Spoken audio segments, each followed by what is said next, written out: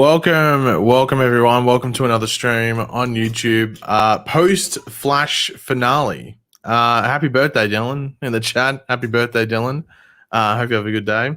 Yeah. So the Flash had its. Obviously, we did a stream yesterday. Yeah.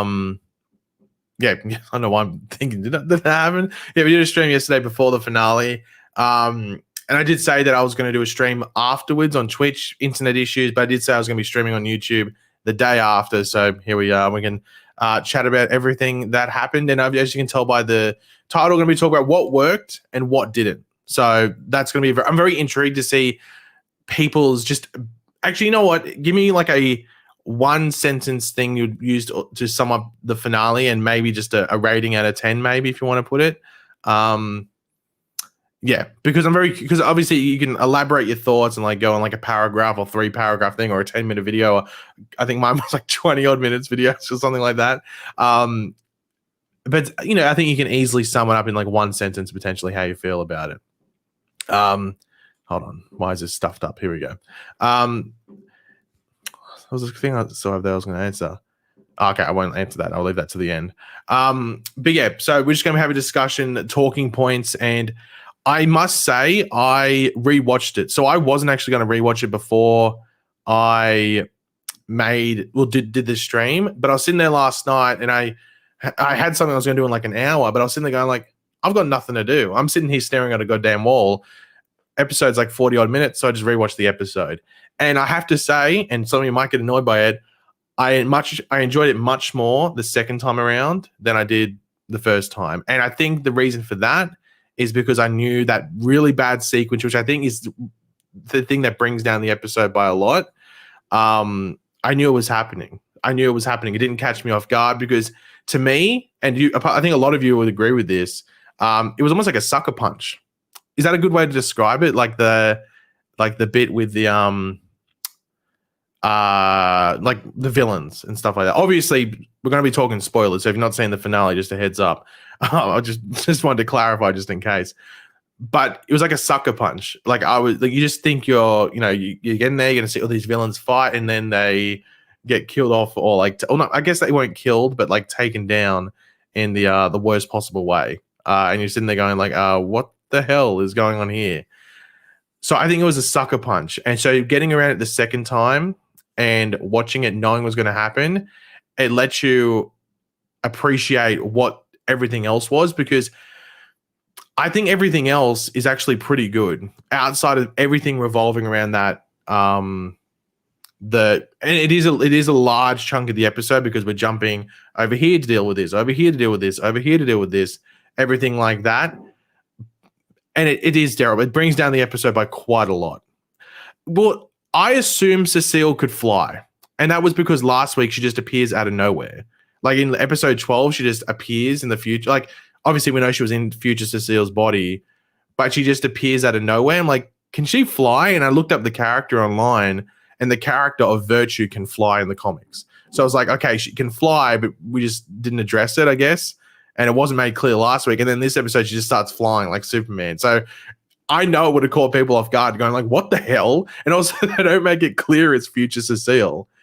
I think it is. But then again, where was present day Cecile when all this was happening? I don't know. It was confusing as hell. Well, I don't think it's not, well, they didn't explain it. So I guess, yeah, maybe telekinesis is making her fly. But in the comics, the character can fly, Virtue. But they didn't explain it on the show. But that was an issue last week as well, because she just appears out of nowhere as if she like, I don't know, is a speedster or something. Well, I think it was the future version. So I don't think it's the present day, because where'd the suit come from? So that's what I'm thinking at the very least. But yeah, I rewatched it, and here's my thought. I was actually going to leave this a bit, but if you have any questions and stuff you want to ask, feel free to chuck them in or super chat them, whichever way it might be. But the villain stuff, and to me, I think the villain stuff is the reason people hate the finale. I don't think it's necessarily a bad finale. I just think it's a finale that has its issues, and I'm really curious whether the COVID stuff with Grant played into it, and whether that villain stuff was meant to play out differently. But I have a feeling it's not. I have a feeling that's the way Eric Wallace wanted to write the villains out of the episode, like the villains as in like Saboteur, everything like that, all that stuff. So not Cobalt Blue, but Savitar, Zoom, Reverse Flash. And I think and I said this to someone on Twitter, I replied to someone, I think the only reason Eric Wallace brought those villains back in was for that negative Speed Force scene, because that actually felt well-intentioned and actually felt like it made sense, and it was a good scene. It was actually a really good scene. I love that scene. But then it's like, how do you write these villains out? And he didn't know how to do it without at least, well, he did it, I guess. He did something, but people didn't like it at all. I don't think anyone sat there and went, oh, that's really good. I don't think anyone sat there and thought that. So that's the issue with bringing the villains in. I did see people saying that maybe it was like nostalgia bait or like something for the trailers, which is probably the case as well. I think it'd be a bit like naive not to think that's probably the case as well. But at least that negative Speed Force scene when they come in was awesome. I think it was really well written. I thought the dialogue between the villains was funny, like all of them battling like, I'm the fastest. And then Eddie comes in and goes, well, all of you died. So obviously you weren't fast enough, so sucked in. I thought that was hilarious. Yeah, so I think he brought those villains in just for that negative Speed Force scene, but didn't think about the aftermath. What do you do after that? And the only thing I can, it's terrible what they do. But I'm trying to think. I was trying to think, like, was there another option? Because we know Grant had COVID. So does anyone think? And I know it's a long stretch, and it's probably not the case. I think that's probably how what we got is what Eric Wallace wrote originally, COVID or no COVID with Grant. But I do wonder if like the Flash was meant to help all, like the Team Flash people were meant to like what would you like distract the villains while he helped take them down one by one. But then I'm like, well, he's battling Cobalt Blue throughout that entire thing. Like Cobalt Blue's there, so it couldn't have been because he was dealing with Cobalt Blue. Does that make sense? Like, I don't think how he could have done that. But to like, so can anyone? Because I'm actually now mind blanking. Can anyone else let me? So outside of the villain stuff, so just forget the villain stuff and everything that happened there. What were your issues with the finale outside of that? Because that to me, after rewatching it, is the clear issue. But it's a large chunk of the episode. Like we're in that whole sequence for like once they start running off, like, I mean, got at least 5 minutes, it felt like. And I think there was an ad break in between, which made it feel even longer as well. So I think it was 5 minutes of the actual episode. If you're watching live, there was an ad break, so it was even longer. So outside of that, what was the issue? Like, not just saying like a whole thing, like the finale was rushed. Like, none of that, but like specific things. Because I think a series finale never nails its pacing. It's always rushed because you're trying. So at least in regards to the pacing. I mean, in regards to like rushing storyline and stuff like that, and maybe skipping over stuff and everything like that. Okay, then that can be an issue, especially if you could have spent time in a previous episode dealing with it. That's fair enough. Now that's the one thing I did see people say was the what do you call it? The Joe and Cecile proposal. I didn't like it, but the reason I didn't like it was because it was the third last scene. Am I wrong in saying that? I think it was the third last scene of the entire show was Joe and Cecile proposing. I think if you didn't get that crap villain thing, I don't think many people would care about that, because I don't think anyone necessarily cares about a happy ending for Cecile, but a happy ending for Joe. I mean, Joe's the GOAT, so I think everyone would have been like pretty stoked for Joe. That like that's a happy ending for him, because he wasn't really in the season that much because he was on another show. So I think that would have been a happy ending for Joe. Another thing, and I actually had a Iris fan. I won't name them because it's not my job. But there's someone that's had issues with my channel and stuff like that. And they came on. They said, "Hey, I watched your video," and they actually sort of apologized for like saying rude stuff. I didn't really care. Like I'm somewhat thick-skinned, so I don't really care too much. Though I appreciate it. But they said they agree with me when they said it felt weird that Iris was like hardly in the episode, but then you had like Cecile was in the episode more than Iris, and like Allegra was in the episode more than Iris. So it was weird that was the case, especially because of how Eric Wallace talked about West Allen, leading into the season. If you are sending in super chats, don't worry, they get saved there, so I'll get to them in a second. So if you have any super chats or a question or opinion you really want to voice, feel free to send those in, but I will get into a second. They go into a little subsection of the chat over here, so I can get to it. I actually, that the Allegra 360 kiss, mind you, they have a version of that already in a previous episode. What episode? It was like what was it? The thing exploded. Wait, was it episode 1? The thing exploded and like Barry. Yeah, it was episode 1 when Barry like phased the nuclear thing or whatever it was, like the nuclear explosion, so it didn't affect people. I think that's and that was in episode 1. I'm pretty sure they did that. So I don't know why they did. What was it meant to be? Some sort of like bookend? It's in episode 1, and that's in the finale as well. It was there. That was bad, but that played into that whole thing. So I saw someone say Cecile flying, whatever it might be, the thing, but that all plays into that villain thing. To be honest, the Black Lion has had a go at me in the past, so I don't really care about him. And also, he's like a negative dude. Like he does like the negative stuff for bait and stuff. So yeah, I don't really care too much about that dude's opinion. Based on the beginning of this episode, is Zoom still from Earth 2?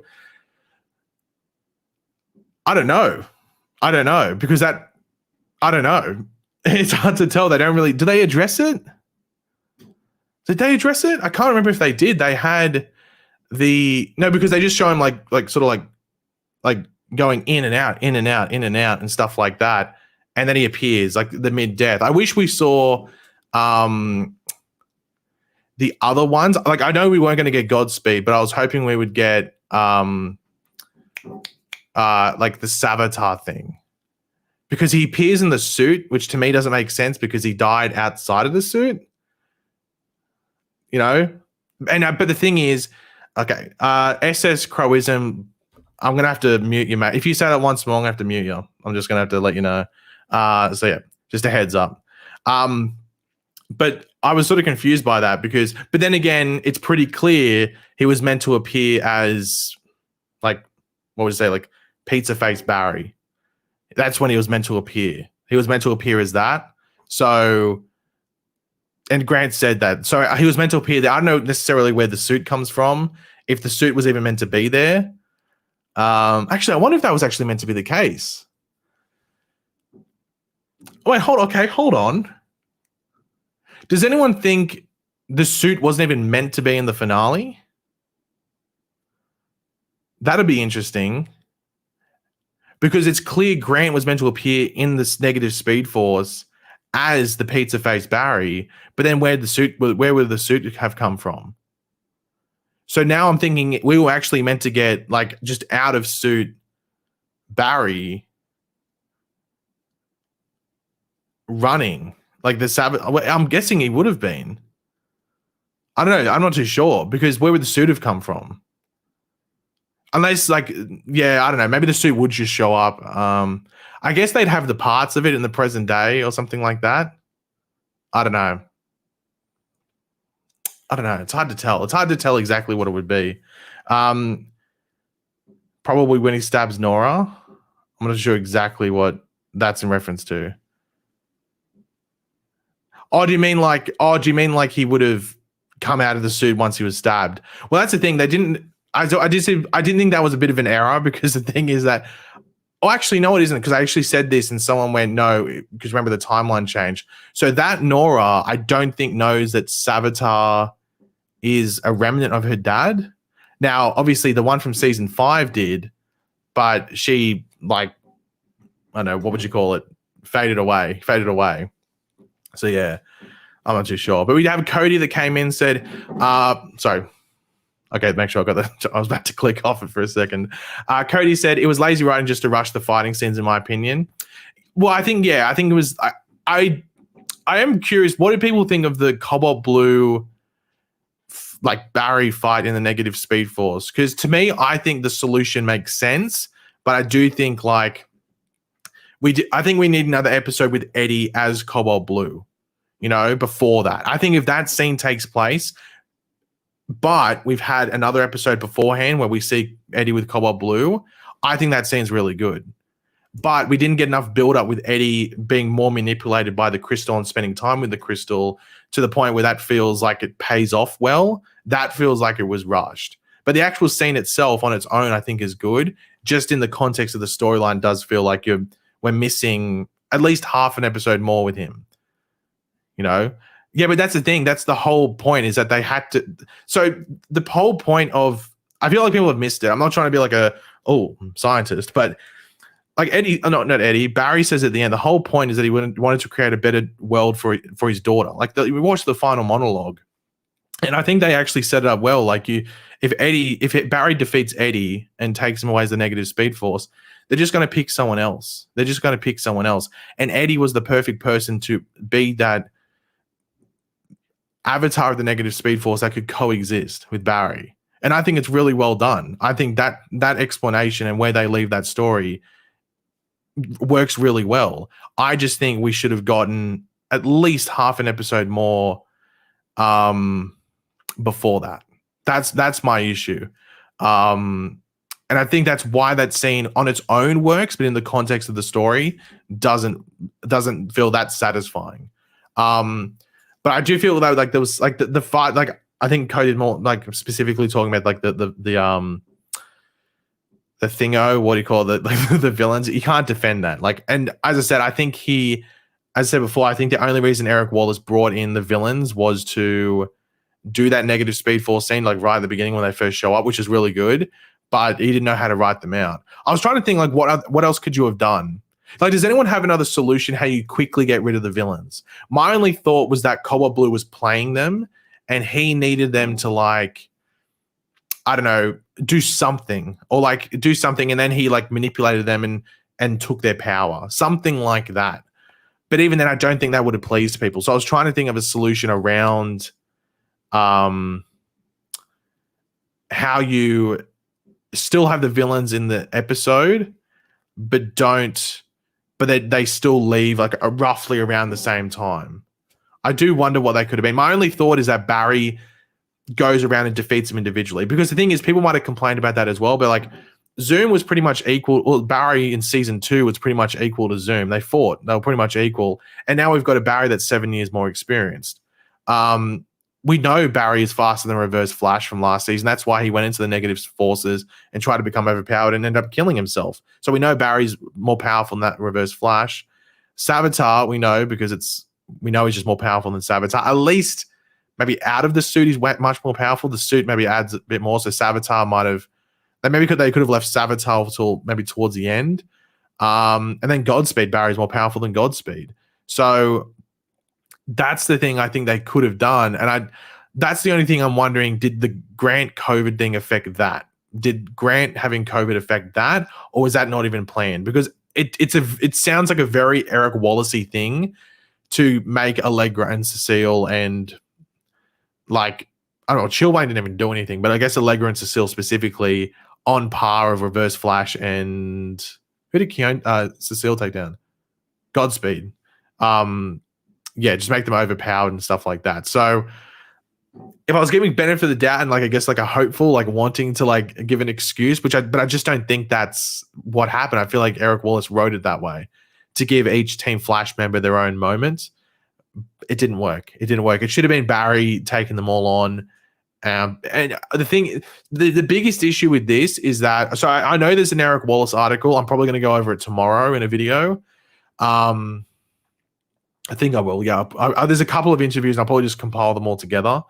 But he's not doing any post finale, like nothing that breaks down the finale because the writer's strike is on. Now, someone said that like it's not like he's banned from doing his duties with interviews because he's a showrunner, so he should be allowed to do it. But I don't know. I'm not too sure. Maybe it's just a personal thing. Maybe he's not doing it.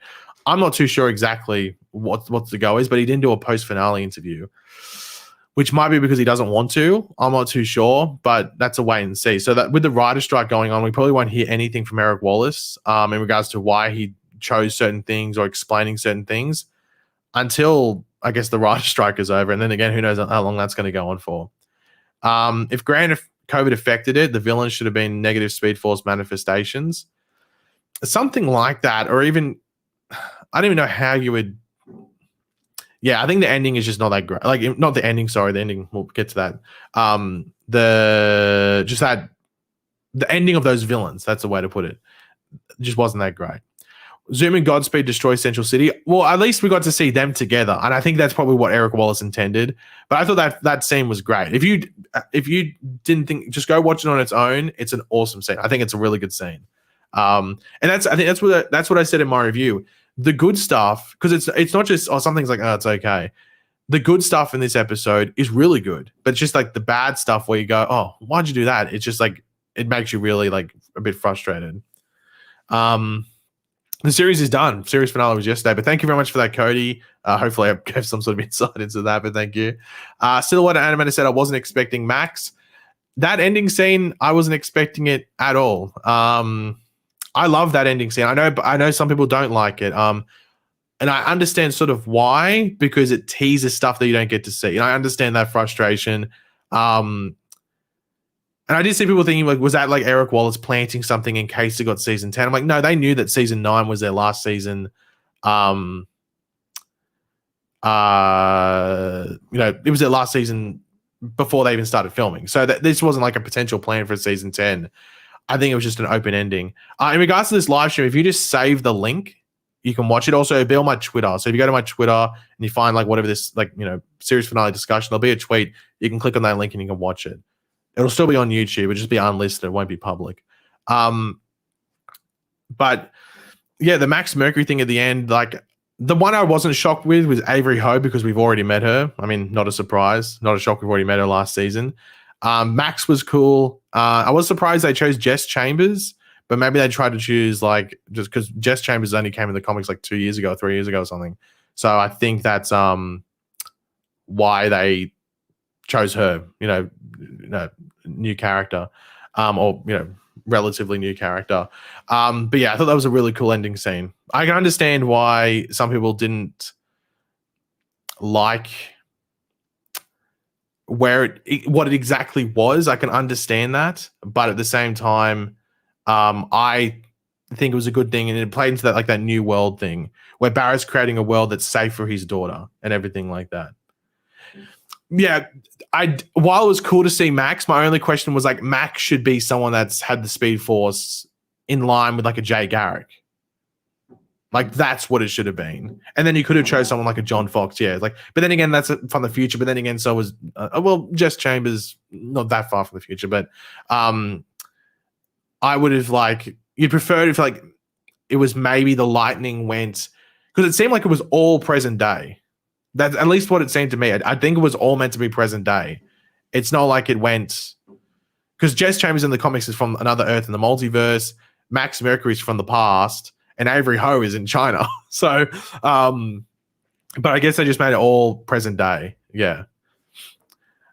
That's up to you, Pops. I disagree. I 100% disagree. I think it was a great, like, it actually made me, like, emotional watching it, because it was like leaving the door open for this universe. And it also means that Barry's alone. The only thing I would have wanted added onto that would have been a Flash Museum thing.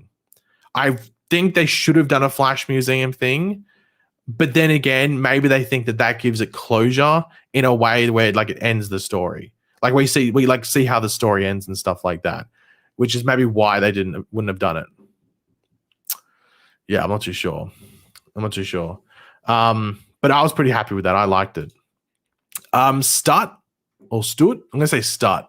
Yeah, I'm going to say Stut. Should have used the Red Death arc as build up to Cobalt Blue or other rogues. Could have stretched out the fight scenes too instead of cramming it all in. I think most people would sit here and agree that the Red Death arc was a complete waste of time. Like, does anyone, let me know in the chat, like, did you either like the Red Death arc or feel like it was worth the time in the final season? Like, does anyone disagree? Because I feel like it added nothing. I don't think anyone's going to look back at the Red Death arc and go, oh, that was awesome. Like, the only thing that I liked from the Red Death arc was the new Captain Boomerang. I think that's it. The new Captain Boomerang. I think the new Captain Boomerang was the only thing I liked from it. I think so. I think from memory, I think that's the only thing I liked from it.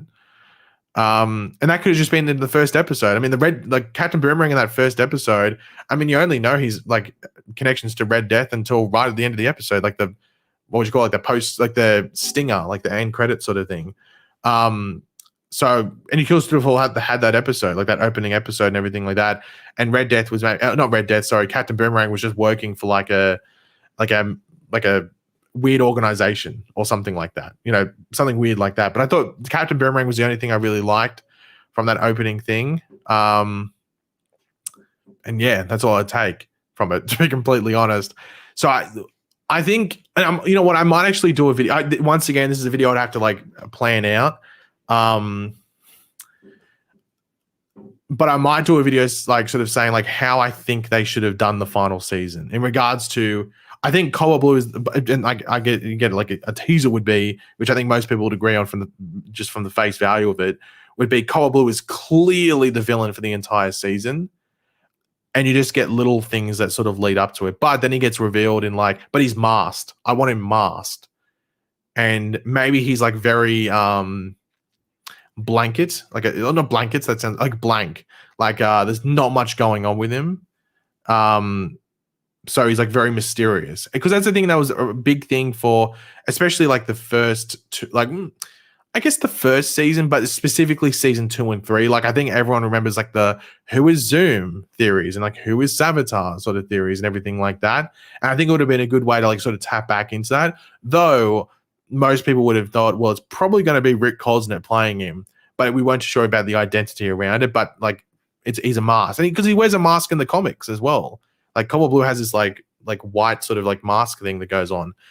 And that's what they could have done and left him a mystery. And then maybe like halfway through, it's revealed, but we don't know his backstory. Like maybe his mask gets damaged or something like that. And then it plays off into the end. That's probably what could have been. Because the Red Death arc was just, I mean, it led to nothing. I'm actually trying to think. It didn't really lead to anything. It was actually sort of a waste of time.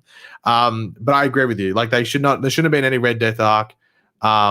Or if they did have the Red Death arc, it was like this is probably the other option, which I think I might have said in a video or something like that. But they could have used Red Death as like a false prophet, if you want to put it, for the negative Speed Force. Like, does that make sense? So and that's what they did think. They did think that Red Death was the avatar, the new avatar of the negative Speed Force, but they could have made it that it was like what do you call it? Cobalt Blue was always in the background or whatever it might be. Or it could have even been that Cobalt Blue gave Red Death speed. Because I mean, we look like negative Speed Force. We saw the what do you call it? Cobalt Blue do that to the other speedsters. It was weird seeing them with Red Lightning, by the way. I didn't like that. I didn't like seeing Godspeed with Red Lightning, Zoom with Red Lightning, Savitar with Red Lightning. I mean, Reverse Flash has Red Lightning, so that's base value. But I didn't like them having Red Lightning. It looked weird. I wasn't a big fan of that. I'm not too sure what that's in response to Lath. I'm assuming someone's trying to defend Thorn getting knocked down, maybe. I'm not too sure. Yeah, Zoom with Red Lightning, because you just think it's Black Flash. I think it's Black Flash. Well, the thing is, Cobalt Blue, he should have still had Blue Lightning because he had the blue crystal. All of his, I don't know why. It looked weird. I don't know why they did the Red Lightning thing. I don't know, maybe Red's Lightning's easy to do in CGI. I'm not too sure, but it felt weird with that stuff. Yeah, Red Death could have been like a season 9 alchemy, like someone that's like under the influence of Cobalt Blue, but is more like a scout, if you know what I mean, like trying to pick up intel or diving into certain lives or whatever it might have been. Something along those lines. They easily could have done something like that. But my theory around it is and I'm pretty sure I'm right with this just because of how the writing process goes a lot of time with TV in regards to you knowing you're getting a season 9 and thinking ahead, but maybe not knowing exactly how much of a season or how much of a new season you're going to get. I'm pretty sure Eric Wallace locked in Red Death as an arc before he knew how many episodes he was going to get. I think he thought he was going to get 18 or at the very least like 16. So when it got knocked down to 13, all of a sudden you've got a shortened final thing. And I think he'd already locked in probably like maybe even written outlines and stuff and spent time on the whole Red Death arc but also the those interludes, whatever it is. And then also he wanted to, like Grant, I think it was Grant said in an interview before they even did season 9, they'd locked in Oliver Queen. I think they'd locked in Stephen Amell to come back as Oliver Queen. I don't know if they'd specified an episode or whatever it was, but they'd locked in. Grant initially signed on for 15 episodes. It was a base 15 episodes. So usually you would add on to that. It's pretty rare to see it taken off. So it was 15 episodes that he signed on for, and usually you get added onto that. So he could have gone up to 18. The fact that it went down to 13 is actually very against the norm. So that's why it was surprising when all of a sudden, I think when they said, because I remember the news came out, oh, Grant Gustin signs a new contract. We'll get paid. I think it was it $200,000 an episode, and he'll be in 15 episodes. I think it was something like that. So that meant he was getting paid $3 million for the final season. But then, and then that came out, and it was all sort of pushed that it was true. And then all of a sudden, when they announced that the Flash is renewed, all of a sudden it's down to 13 episodes, and that's why I was surprised. Yeah, it was a lot. It was over like 200. I mean, he made a lot of money in the final season, I can tell you that. But yeah, I mean, they should have handled the Red Death arc, because I think, and I said going into it, like I didn't think it was going to be good, because I don't think Red Death is like story-wise is that great in the comics. It looks cool, but they could have, but that's the thing, because there's not a great story there in the comics, at least a ridiculously deep story or something like that. They could have made it their own, but they made it very bland and very generic and everything like that. So it was they could have done better. But thank you very much for that start. UFO Fanatic said, Eric Wallace didn't have the villains kill anyone. Really annoying. I don't think he's had anyone killed throughout his run on the show. Also, I think they should have Barry, Nora, and Jay fight villains. Nora is in, I guess, XS? Do you mean, like, in regards to also, I think they should have had, like, is they the only ones that did it? Because Jay Garrick shows up and does one thing, and then that's it.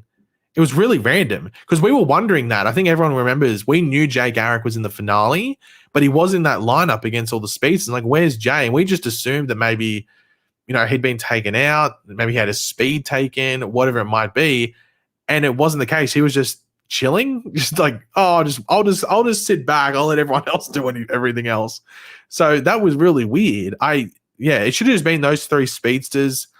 And maybe Keone, just because she was overpowered. But then again, they still didn't explain her powers. So I don't feel right saying that, because I don't even know what her powers were yet. She was just overpowered for the sake of it.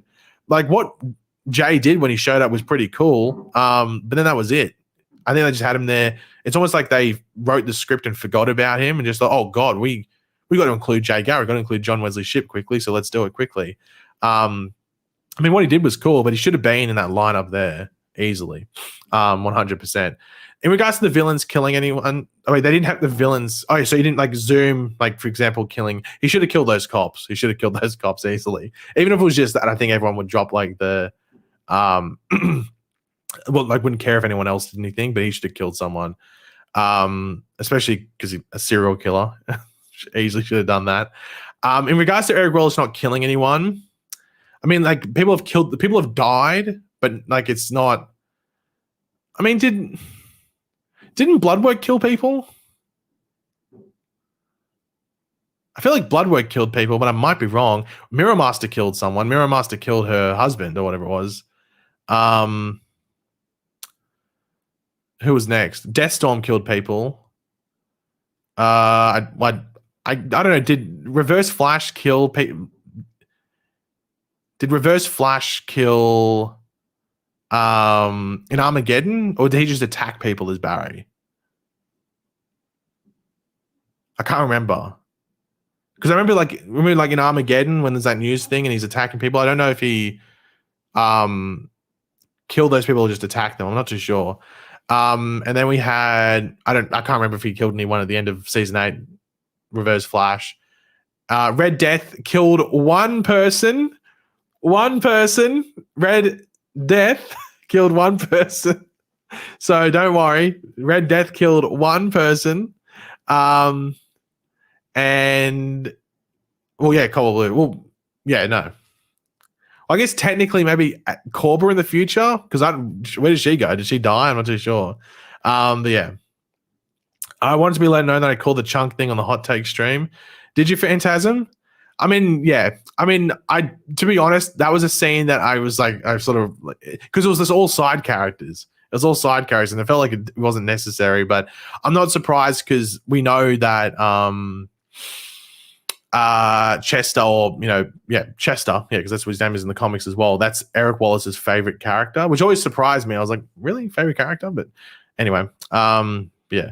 Do you feel like Zoom was acting like a parody version of himself? Not really. They just wanted to get like the greatest hits out with him, and it feels like not placed. Like when he does the, you can't lock up the darkness thing in season 2, it's got that build up. It's got that build up from the story. And it's a story based line. It's not just something he says. Like it's a story based build up line that's just really cool.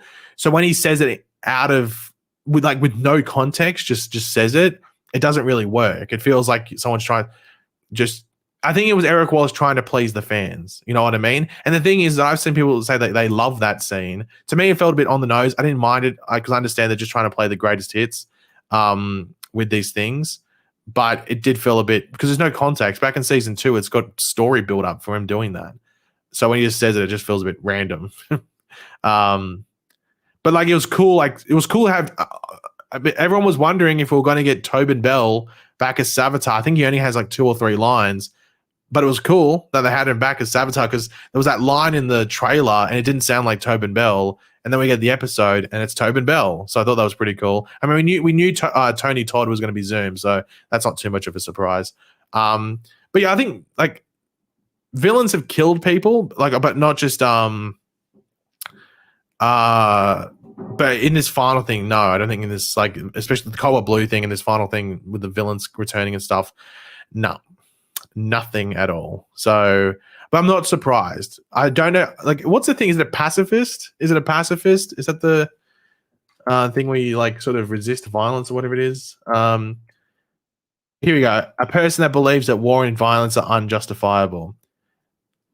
I don't know if Eric Wallace is a pacifist because there has been kills, but I feel like he definitely shies away from it. And like, that's fine. Like, I think if you just kill people for the sake of killing it, like sometimes stakes are lost to an extent. But yeah, I think like he shied away from it way too much, in my opinion. Yeah. Yeah, I agree with that, John. Like, superhero movies aren't always about death. Like, I agree. Like, you shouldn't shouldn't just come in like all of a sudden be decapitating people and stuff like that. But I feel like if a villain is like Zoom coming in, like Zoom's intent when he came back should just be to kill as many people as he could, and then try and stop. Like I don't think Zoom would. Like, that was the thing with the team up thing. Like, I think Savitar would probably team up. I don't know if Reverse Flash would. Godspeed probably would, just because he's a bit of an L, but I just have a feeling Zoom wouldn't team up with anyone. Zoom just feels like the guy who would have been like, yeah, I'll team up with you, and then just run away and just do his own thing. So yeah. Oh no, sorry, I just read this out, but thank you for your vote for that. Jermaine West Allen said, I would have had all of Team Flash coming close to dying, then have Eddie absorb them just before they die. So do you mean like he takes their power, but when he's defeated, they come back to life, or they do die? I'm assuming that's what you mean there, but like, I think that's the thing with Team, because I was thinking about this, like, it was last night. It was last night after I watched it, and I was having a think. I was like, how would this finale have played out if you had Cisco return and like you had a Wells there? Your question sent twice. Oh, okay. This is what you said. Okay, I think this is what you might have meant. Okay, this is what you might have meant. So Jermaine said, the return species should have been just about to kill Team Flash. Just before they die, Cobalt Blue absorbs them. So do you mean like he brings them back to sort of like maybe like weaken Team Flash around Barry, and then he's like, hey, gotcha. You're not the one that's going to take him down. I am. And then he absorbs them. That would have been something that worked, because also, like, I think it was sort of made clear that whatchamacallit, like Cobalt Blue was sort of like in control of them, and he brought them back. So he has sort of like he's like a puppet master to an extent over them.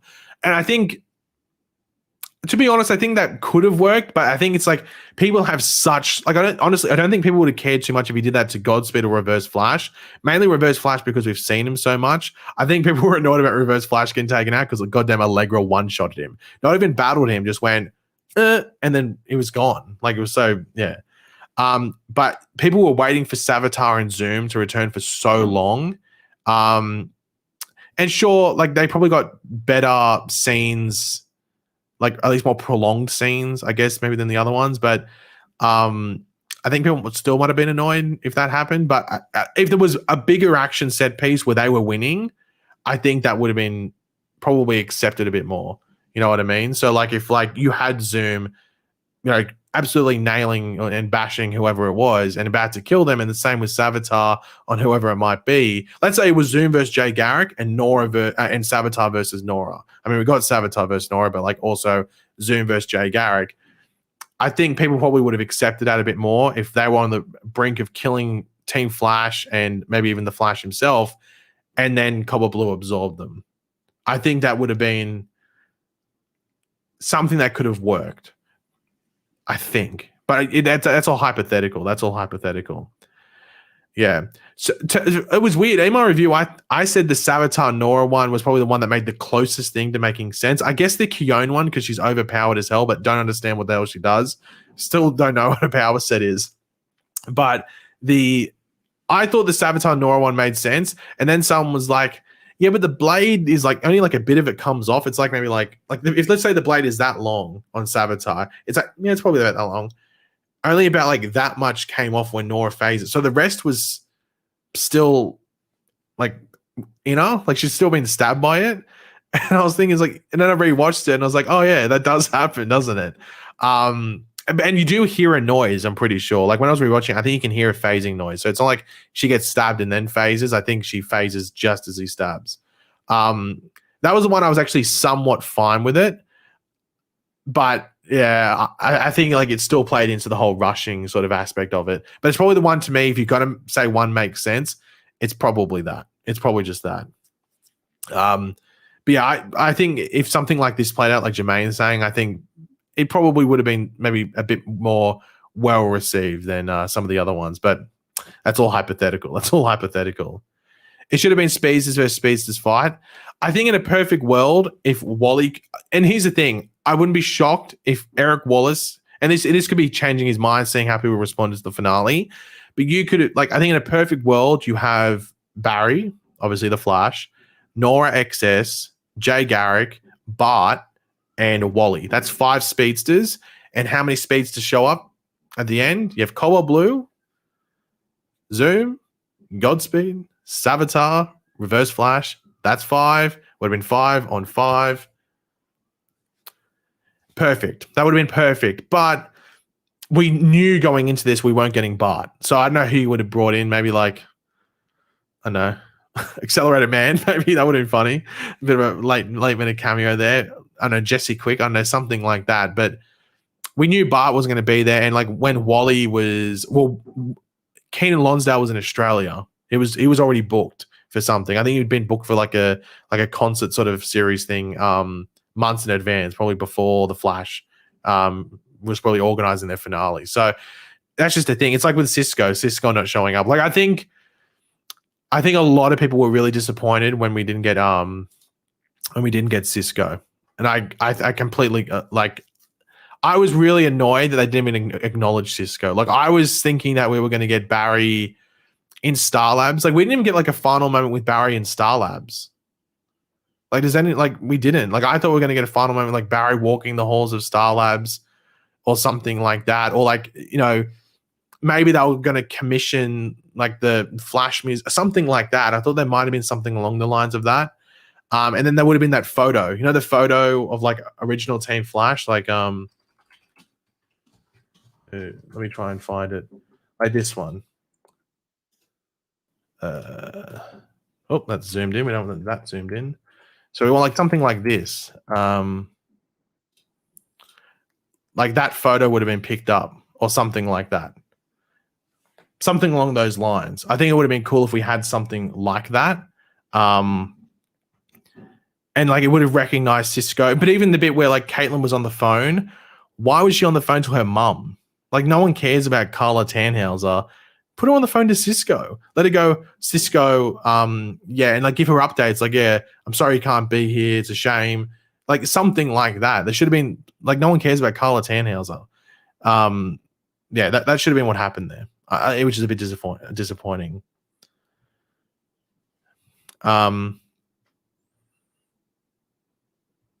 Okay, I was sorry. I thought they were saying that I said that didn't make sense, but they're talking to someone else in the chat. It's all good. But he was in the Bloodwork episode. They should have shot some more scenes as well. Like, they could have shot some stuff in advance, and I thought they might have done that. There is the potential they could have shot some stuff in advance, and the reason for that is that because there's evidence. They've done that multiple times in the past with characters as well.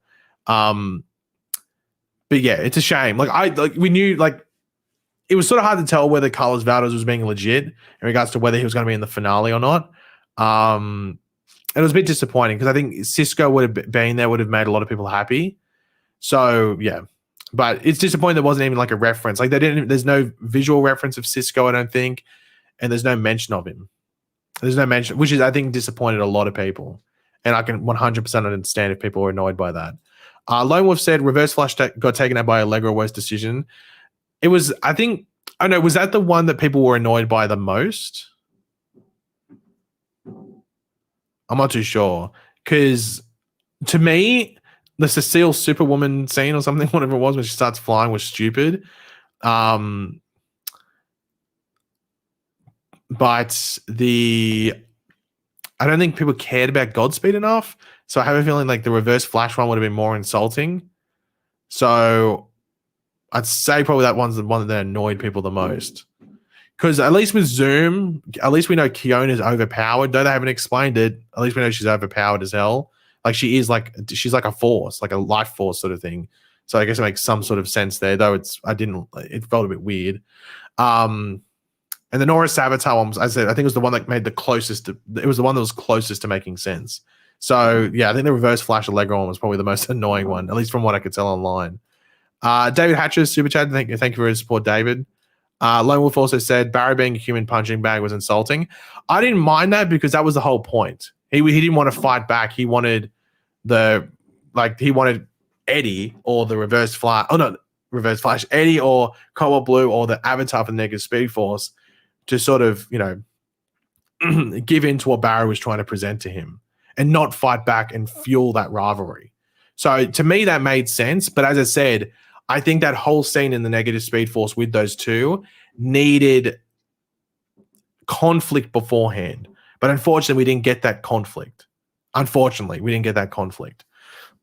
But you'll notice that a lot of the things that oh no, don't worry, Cool Blue, they're lined up. So if you did Super Chat, they're all lined up here. So I'm just we're getting caught in conversation and stuff like that. I'll read yours out now, Cool Blue, just in case you need to go.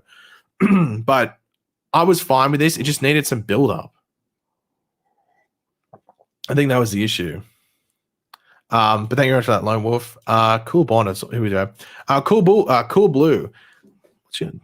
Trying to see what type of dog you have. Question: how did Barry know who to give powers to, considering he never met most of them or even knew they existed, except for maybe Max from season 8? Well, with Avery Ho, I mean, see, the thing is that we don't know if we're talking to, if like the Barry we're listening to is the Barry in the present or a Barry from the future. Like, because it seems that we're talking to, like, the Barry that's narrating it is Barry like in the future or something like that. It seems like it's him reflecting on his own life. So I think that's why he knew who the characters were and who chose them. I want to assume that's the case, because even in that thing, like, they hadn't even been struck yet. So I think the Barry we're listening to is a future Barry, like narrating his life and stuff like that. That's what I would assume. I think that's what I would assume at the very least. I think that makes sense. And that's sort of, if we look at like, even like in season 1, when he used to narrate stuff, he was narrating stuff that had already happened. So yeah. His daughter is still a baby, so it's present. Yeah, but I think he's talking about it was to make a better life for Nora. And then the scene that we see him and he's sort of like talking. So yeah. Yeah, I mean, even then, if you go to the pilot episode, he looks super young. He looks super young in the pilot episode compared to the finale. Like even here, he looks a bit more like he does now. And this is still season 1, but he still looks a bit more like I guess like what he does in season 9. But for some reason in the pilot episode, he looks like super, super young. It's like sort of weird. It's actually sort of weird, like how much younger he looks, and it's the same season. Is Speed Force Nora officially alive? I think she's just a manifestation in there because Barry's still the conductor of the Speed Force. So I think that's something that I don't think she should have appeared in this final season. I don't think she should have appeared once the death of the Speed Force thing happened. I think she should have died, and then when Barry remade it up and got his powers back, that's when he was the he was the like Speed Force. Yeah. So I don't know why they brought like that, because they had like the Forces arc and stuff like that. So she shouldn't have been brought back, in my opinion. But yeah, hopefully that answers a cool blue. I think he's just future Barry narrating it. I think that's probably the best way to explain it. Hopefully that's right. Yeah, I didn't like adult Nora holding baby Nora. I was fine with her being in the room to an extent, but I think holding her was way too trippy. I think that actually breaks the timeline to an extent. I want to say it does. Yeah, I want to say it does. It sort of messes up the timeline. David Hatcher said he got them from different timelines. I'm assuming you mean the villains, maybe. Well, I think we're led to believe he gets them, because the only one we saw that came from our one, or looked like it came from the events that we've seen, was Zoom, and it's like when the time rates are taking him. But the thing is, they don't mention the deaths of the other ones. Like they mentioned Godspeed's. Well, we never saw Godspeed's. Godspeed's is like 2052 or something. So we never saw anything. So yeah, I think he's just talking, like, I don't think they're from different timelines. I think they're from like the experience we got. But then that's why they can just like sort of be absorbed by what do you call him? Cobalt Blue, because they were already going to die. But yeah, hopefully that explains that. Lone Wolf said, I'm wondering how broken do you think the villains would have been if they got DeVoe on the team with his limitless thought? Who would take him out? Probably Cecile. And I know that's a meme, but I feel like Cecile is the one that actually might make sense in regards to going up against DeVoe.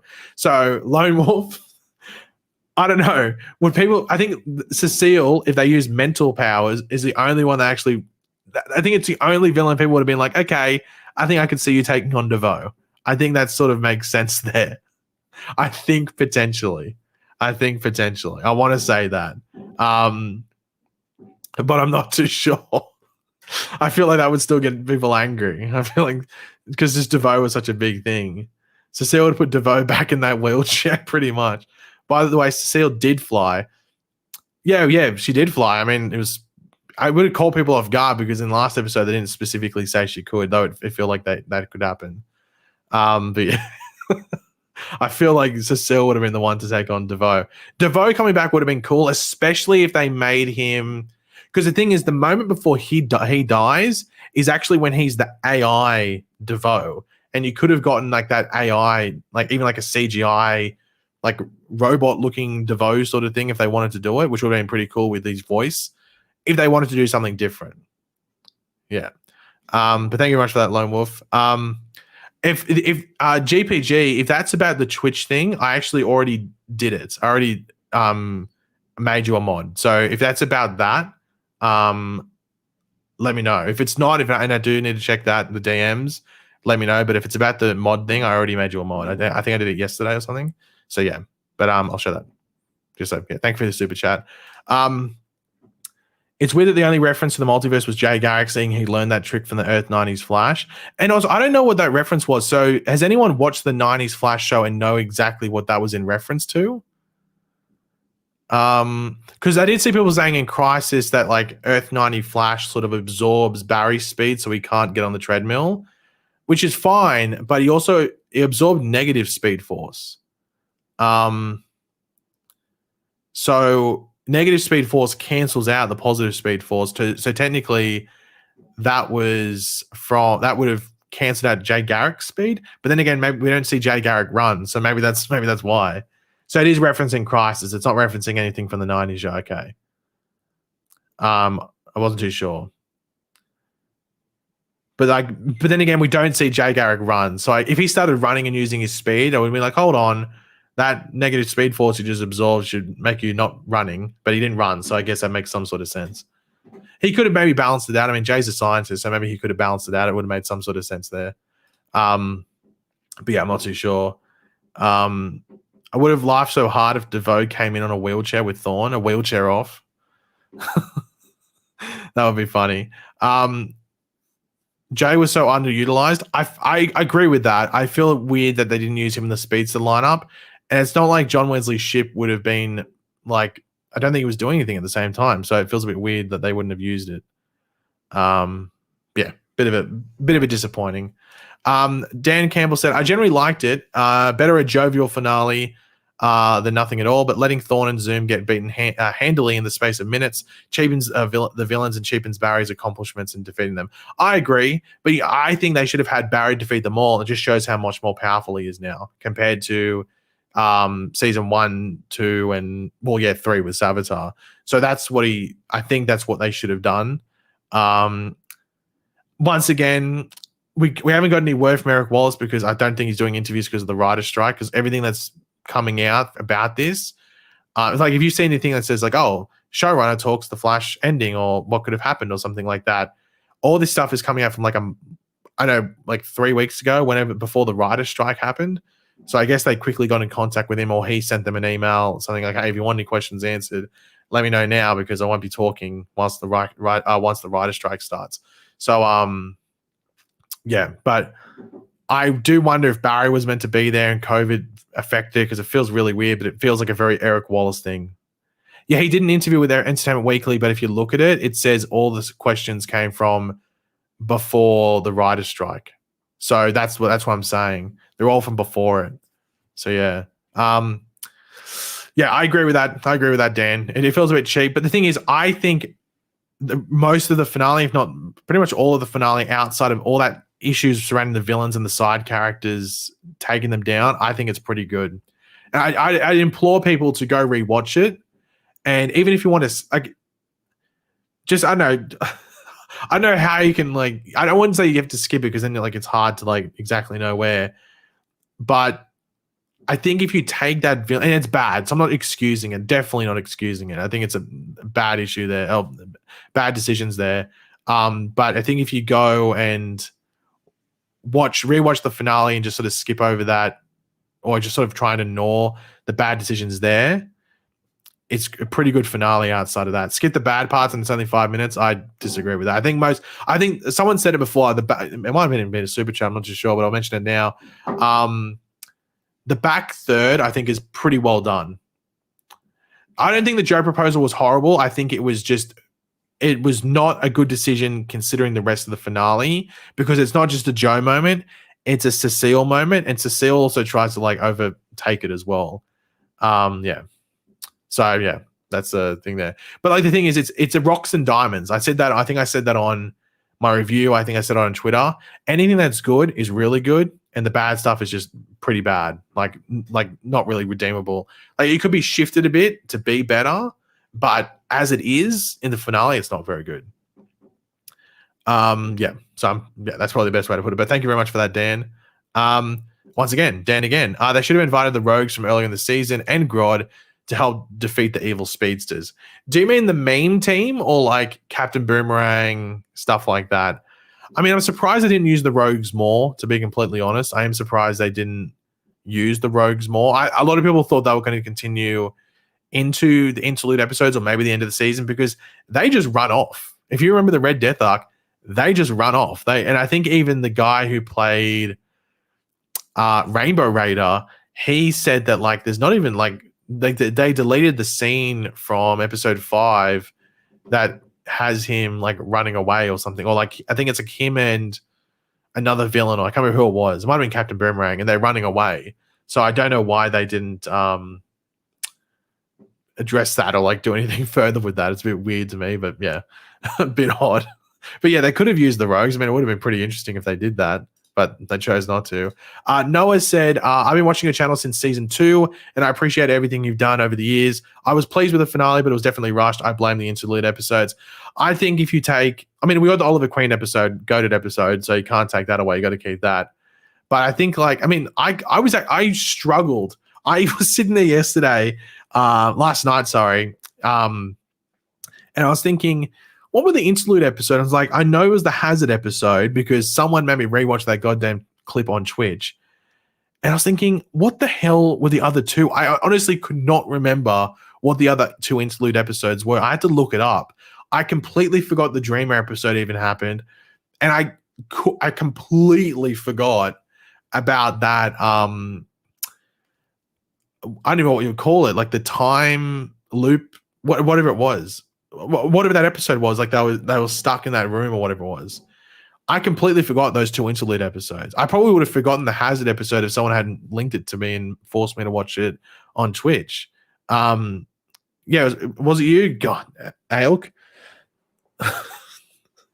That was yeah. I probably would have forgotten. That's like the interlude episodes were so throwaway episodes, and like I mean, the Dreamer episode probably should have been better. Mold inspection, yeah, it was a mold inspection that led to like trying to get to the Flash Museum and I don't know, something weird like that. But yeah, like completely forgot. But I think you could have taken out like at least one of those episodes and even like just done a cheap episode revolving around, like move the Oliver Queen episode 1 episode earlier and then, you know, do something there, or maybe have Barry's episode in episode 9 where he goes back in time, and then episode 10 is maybe a cheaper episode if they needed to save money budget wise or something like that. So yeah, look, it's hard. It's easy for us to sit here and you know, in hindsight and pick it apart. And like, you know, it's not easy, but the thing is, I think it's not easy making a show and being a showrunner, but at the same time, I think there's some clear issues. Like one of my biggest issues with a lot of the interlude episodes, but even the Red Death stuff, and like, I think episode 11, the second episode I think it was the second episode in the Cobalt Blue thing, is that it feels like a lot of the stuff is like first draft. It's not properly looked over. It feels like someone just writes the episode and they go, let's go with it. Like they don't look through it and actually revise it and stuff like that. But yeah, like it's so weird. And then you get like one of the one of the best episodes the show's ever done in this season in episode 10. And like I think the episode 9 is like, I think the Oliver Queen episode is like a top 15 episode or something. So it's like, I think Eric Wallace he was so inconsistent. Like his highs are really, really high. Like he's made some really good episodes, but I think like he's just so inconsistent. Yeah. And like in a perfect world, we would have gotten like another episode in this arc, and I think it would have fleshed out a lot more. Because I think most of this final storyline is actually pretty good. Like I enjoyed Eddie or Rick Cosnet coming back as the Flash, not as Eddie Thorne on the Flash and being Cobalt Blue. Really enjoyed that, and I think he was really pretty good in the role, at least for the most part. Yeah, so I was pretty happy with most of it, there's just like I feel like it needed another episode.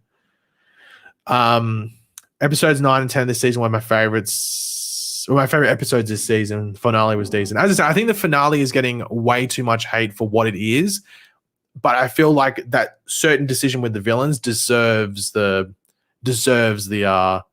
fire, if you want to call it, because it's just a weird decision. But I think the finale as a whole, after rewatching it, I actually think it's much better than people are saying. Like it's not an 8 or anything like that, but I'd say it's probably like a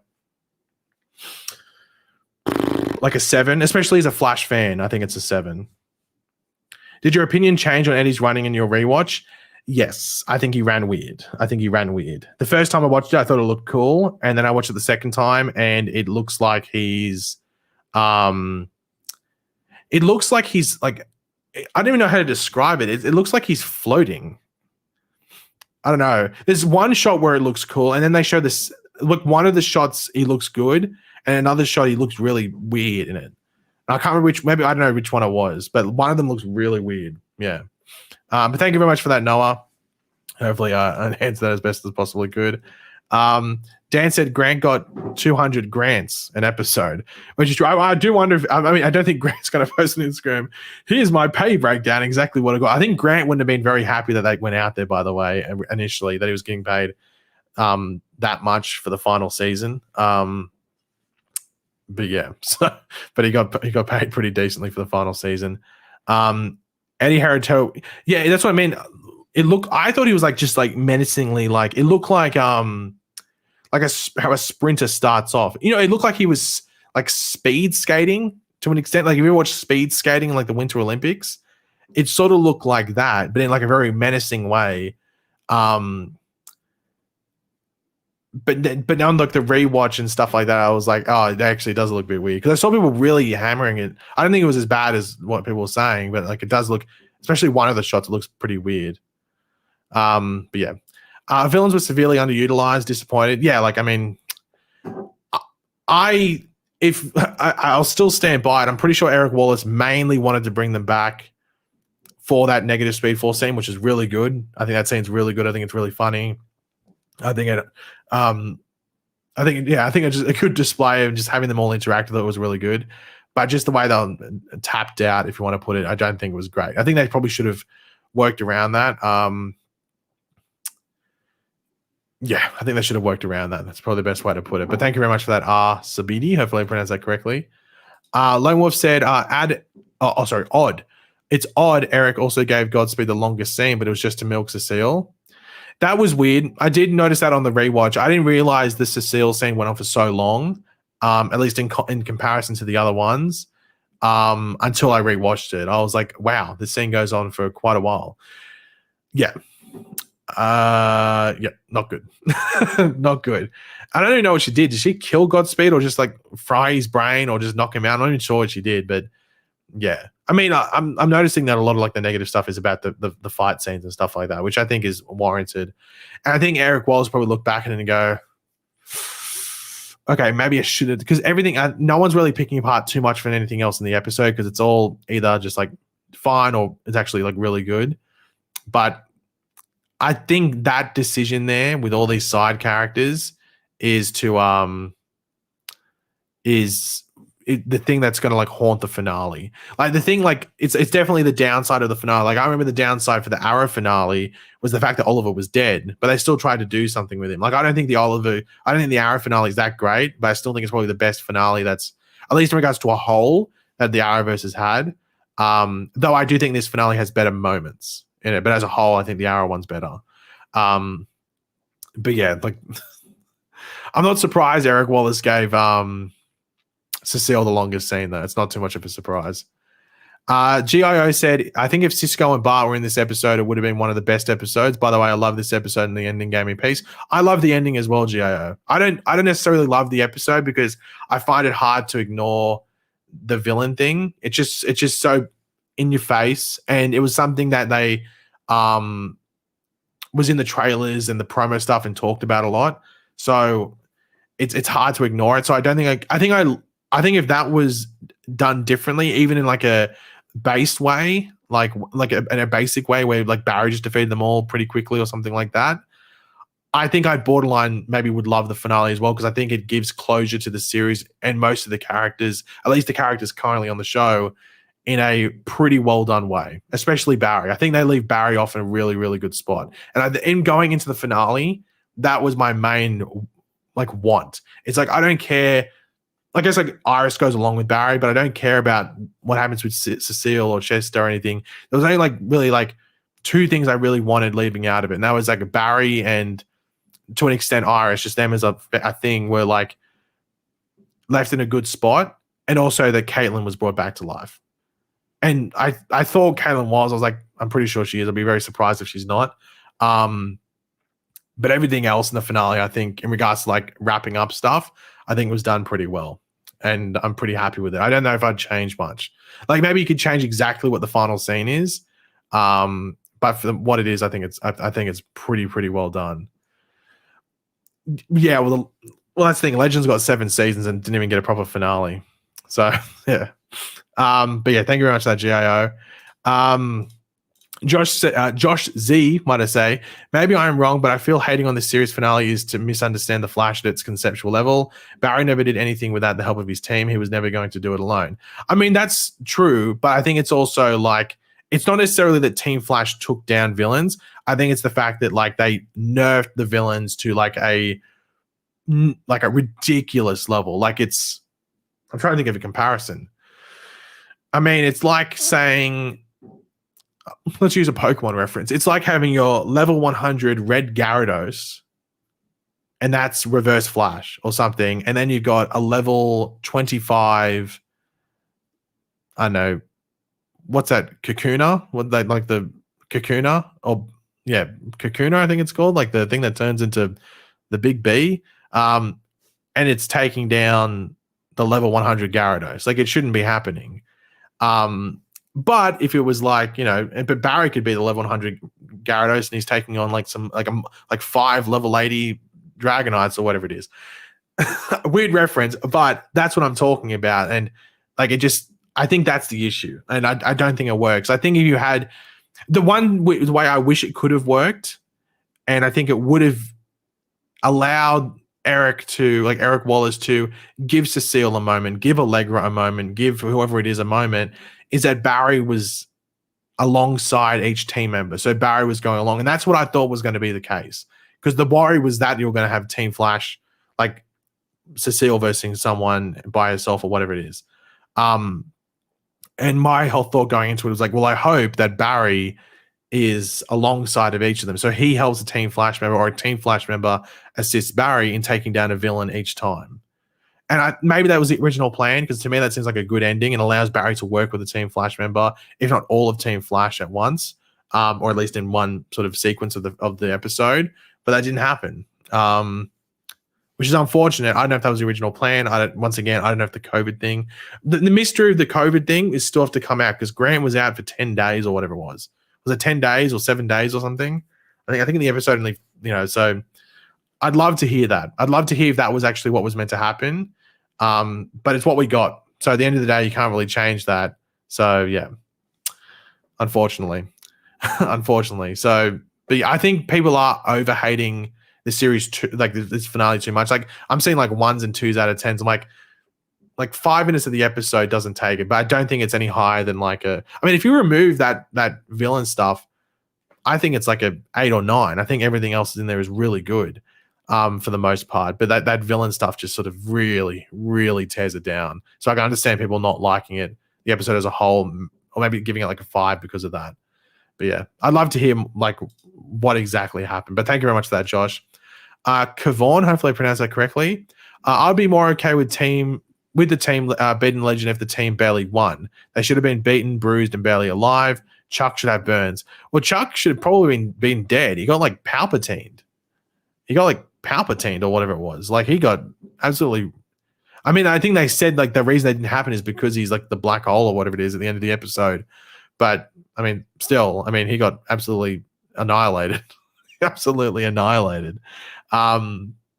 But yeah, I think I agree with that. Maybe it was a time thing. Once again, I think that leads into that there should have been like another episode in this storyline. And I think it might have like ironed out a lot of the issues that, like in regards to whether it's pacing or rushing the story, or things happening quickly or certain things not happening or whatever it might be. So I think having another episode probably would have helped it out a lot. Yeah. But yeah. So hopefully, like, maybe we might get some closure on that from Eric Wallace someday, but that's all I can see. The Spider Flash. Oh, okay. I was making sure it's Spider-Man, but he's got like a Flash sort of suit. Okay. Would you want a spin-off to happen? Not really. Like this might be surprising, but no. And my main reason for that is that it's sort of the same reason with Green Arrow and the Canaries, is that you're just doing the show again. Like Green Arrow and the Canaries would have just been Arrow 2.0. Like they would have done very similar things. It wouldn't surprise me that here's a future version of Ra's al Ghul. Here's a future version of Prometheus or whatever. That would have happened. So I'm fine with the spinoff not happening. I understand the ending of the show with the tease of the new villains being frustrating. I I can understand that. You know, you wanted to see what happens next, but I think I thought it was like an emotional ending, like sort of like leaving the show off in a open-ended spot where the journey and the legacy of not just the Flash as Barry, but the Flash family continues on, and it's not just the Barry Allen bloodline. So I like that ending. So I'm fine with the spin-off not happening at all. I wouldn't even wanted one, to be completely honest. And if they did, I know people mentioned like a Bart and Nora one, and it just would have been like, as I said, like Green Out of the Canaries. Like they would have just done Flash 2.0.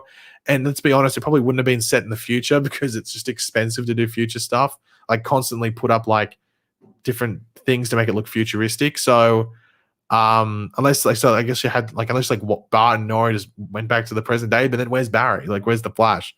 So I'm fine with no spin-off. I know people wanted it, but maybe I'm going against the grain by saying I'm fine with there not being one. But yeah, I'm fine with where not only the show ended, but also the Arrowverse. I'm very, very, very happy that the Flash was the show to finish off the Arrowverse, to close it off, because it would have been so weird if the Flash ended, but then you still had something like what do you call it, like Batwoman or Legends still on. Like you wouldn't want one of those shows. The only one that would have been like fine, I think, being the last Arrowverse show would be Superman and Lois if it was on Earth Prime, but it's not. So it does, like, it's not the last Arrowverse show. It's like Arrowverse adjacent, I guess you could say. But I'm pretty happy with the Flash being the show that wrapped up the Arrowverse and stuff like that. And the thing is, I think people will go back and watch the finale and not dislike it as much as they are now. Like I know that actually I'm pretty confident that would be the case, but it depends if people go back. And I'm not saying tomorrow, though I rewatched it and I liked it more the second time around. But even like in like 2 years, if someone goes back and rewatches The Flash, you know, as a series, yeah, like I already saw someone post on Twitter that they've already started their rewatch. Like I don't know if I could jump into a rewatch straight away. Like I definitely probably give it a bit of a break. But then again, people like were very attached to the show, like it was a part of people's lives. So, yep. No spin-off for me. I would say no spin-off. Teeny. So Teeny was asking, sorry, Teeny, I just the super chats are lined up. So if I don't get the super chat straight away, it's just because it's lined up. So I'll try and not spend too much time on them. Like I feel like I'm telling a short story every single time I answer one. But Teeny said, I can't lie, they did Zoom dirty with the mask and the voice. Let Tony Todd's voice, raw voice shine. I didn't notice this when I was watching it, but people pointed it out to me and I was like, wait, really? I had to go look. His cowl looked weird. I'll try and find a photo. I think I've got it. Hold on. I'll try and find a photo for those that haven't seen it. Is this it? I think I got it here. Okay, here we go. I think it gives it some sort of, you can probably get some sort of look at it. Let me go remove. Stop sharing. Okay, present. Can you see that? Okay, so hold on. So there's his normal mask. That's from season 2. That was the one from the finale. It looks really weird. Now I know what's happened, obviously. Obviously the material on the old one, so the one down here, it's probably worn away. Like if you tried to put it on, it'd just rip apart. It would just rip apart. So I understand that, but they made him like a cheaper cowl, like a temporary cowl. Yeah, it looks weird. I didn't even notice it, so it must be I think it's only in this shot because this is the one where they're on the wharf, I'm pretty sure. And I think that's why I didn't notice it, because I didn't even notice the second time I was watching, to be completely honest, until I saw a screenshot that someone grabbed, and it does look really weird. But it's obviously because like this one, I mean, the material probably wore away. Like it's leather, so probably like it either like it was like disformed or something like that. So they had to make a new one, and it looks really weird. It's just the eyebrows. Like look how menacing like the eyebrows are and everything, and even just like some of the wrinkles there. And I guess you get. I think I saw a photo, and it's a bit better lighting, and there is some wrinkles that go there, but just it looks like he's got just like normal eyebrows. It's not even like these menacing like the over like the top sort of thing, because he sort of looks like a skull, at least like the top is like a bit of a skull thing. But yeah, I did see people saying that the cowl looked really weird. Yeah, the voice, I mean, the voice was the voice. That was Tony Todd that did the voice, so I'm happy with the voice. I thought the voice was really cool. But yeah, like I was happy with the voice, but the cowl looked really weird. And yeah, the mouth. I think they were just trying to replicate it, and I mean, that mask there was made to like be the mask for the entire season. I'm sure they made some copies and stuff like that. But yeah, look, I didn't notice it the first time around. I just thought it was Zoom because also the first time we see him show up, he's what do you call it? He's just without the mask. So yeah. Didn't the stunt double used to wear the suit? Was he not there? Well, the thing is that the thing is he's got the mask off a lot of the time. Like when we see him initially, he's got the mask off. Then when you only see him with the mask when he comes out of the portal thing, and then he's unmasked in the tunnel, and then he quickly puts the mask on again, but it's like a CGI version. So he's only wearing the mask in like one, maybe two shots or something like that. Something like that. So I can understand why they didn't make him a completely new, really good mask because he wasn't going to wear it. But yeah, so maybe that's why it doesn't look good. But it probably should have not looked that weird. Or maybe they should just had him with the mask off the entire time. But then again, you can't do the Tony Todd voice because he doesn't do the Tony Todd voice without the mask on a lot of the time. Like maybe like once or twice, but like throughout the entire show, like back in season 2. But yeah, you sent me a high resolution version of both suits. Okay, hold on. Okay, so this one looks a bit better, but it's still different. It still looks weird. Okay, so let me bring this one up.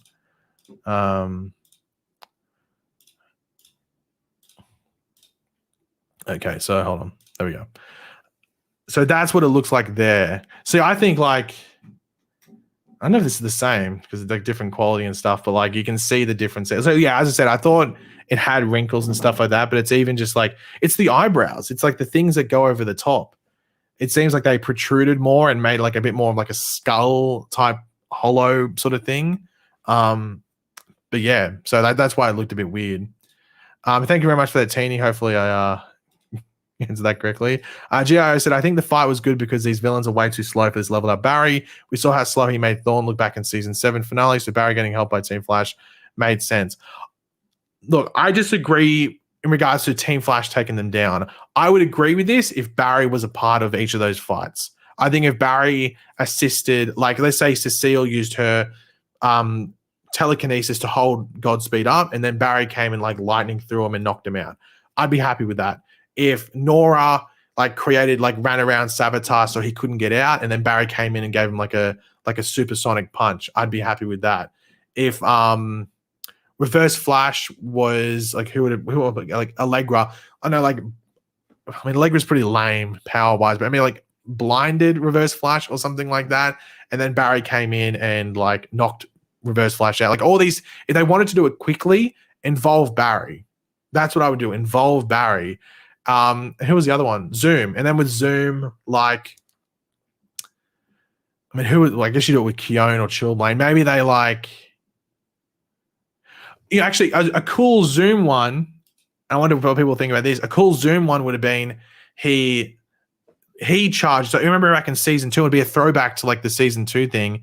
He builds up a lot of speed like he did in that thing in the tunnel and throws lightning, but instead he throws like the lightning, like he throws lightning. Barry comes in, a Chillblade, or maybe probably Keone will say, freezes Zoom's feet to the floor. Barry gets the lightning, throws it, and throws it back at Zoom, like Zoom did to Barry back in season 2, and it knocks out Zoom.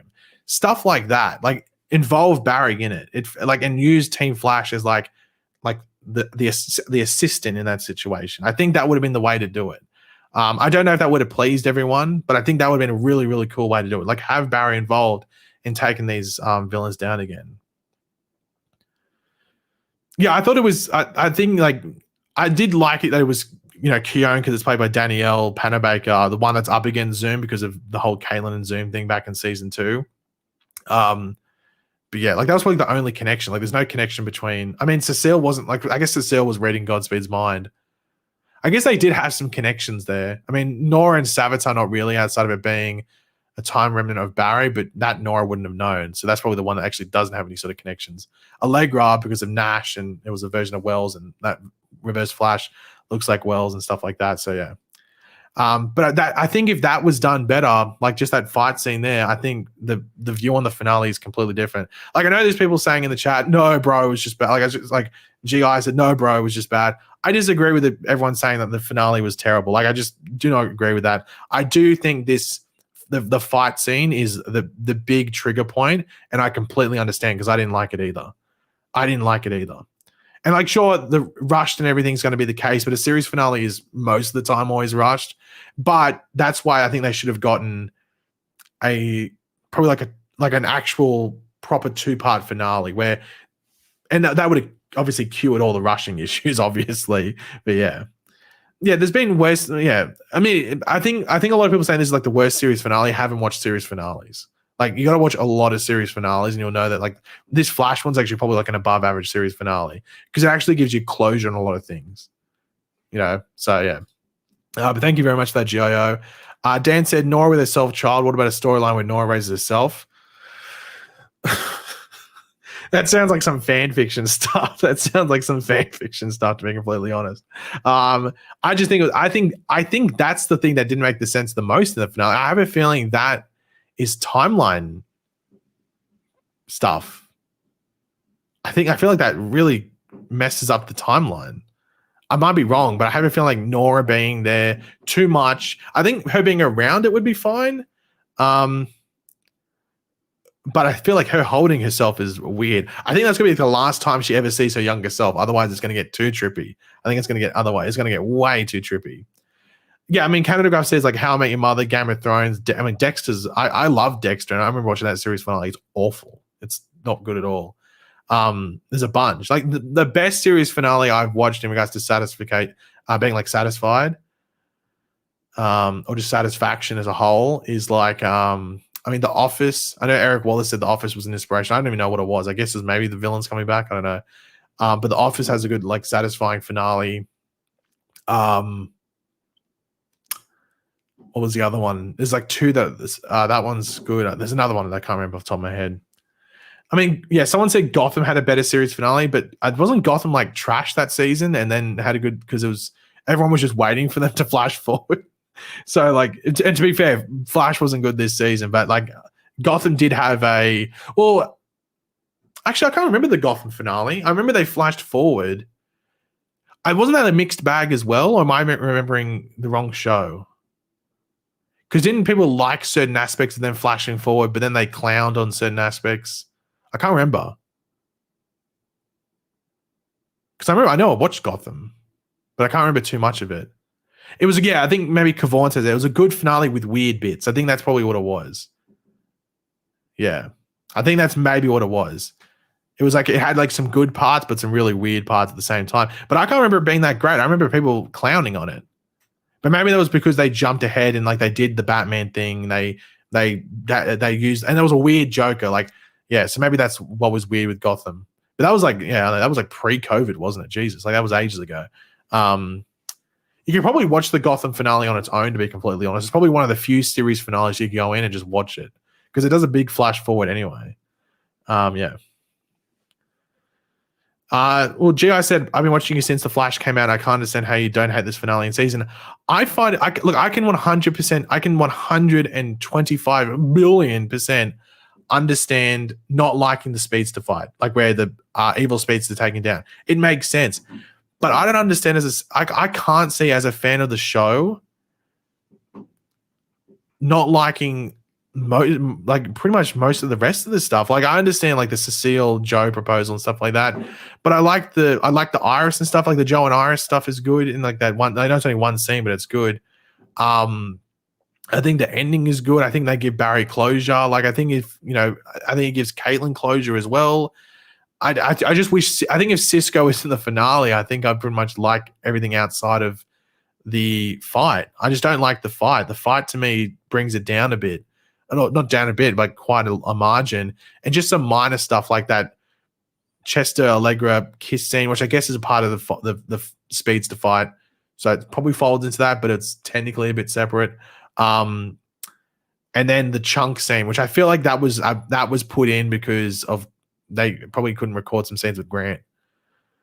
I mean, Canada says if you take out the Cecile stuff and cut down the Cherry makeout section, it's a solid 8.5 to 9. I'd probably give it like an 8. I mean, if you take that out, but I mean, I think if you took the speedster stuff out and probably kept that stuff in, it's probably like a 7. But I think like everything else is like really solid outside of the stuff that's like obviously bad, you know. And even then, it's a minority of the episode. Yeah, that's the thing. No one cares about Chester and Allegra as a couple, so that's the thing. That's the issue. I know why they did a 360 kiss that had already happened in episode 1. Already happened in episode 1. But yeah. Yeah, just weird choices around. But it might have been to fill in time because of other issues. I'm not too sure. Michael says, thank you for all the sorry. Let me have a drink first. I've been talking heaps. We've been going for an hour and a half. This stream has gone so quick. What the hell? I feel like I've hardly been talking. Anyway, hour and a half we're in. What the hell? Anyway, Michael says, thank you for all the videos you put out. I've really enjoyed tuning into all your video recaps and speculations over the years. Well, thank you very much for that, Michael. I've enjoyed doing them. It's like it's sort of been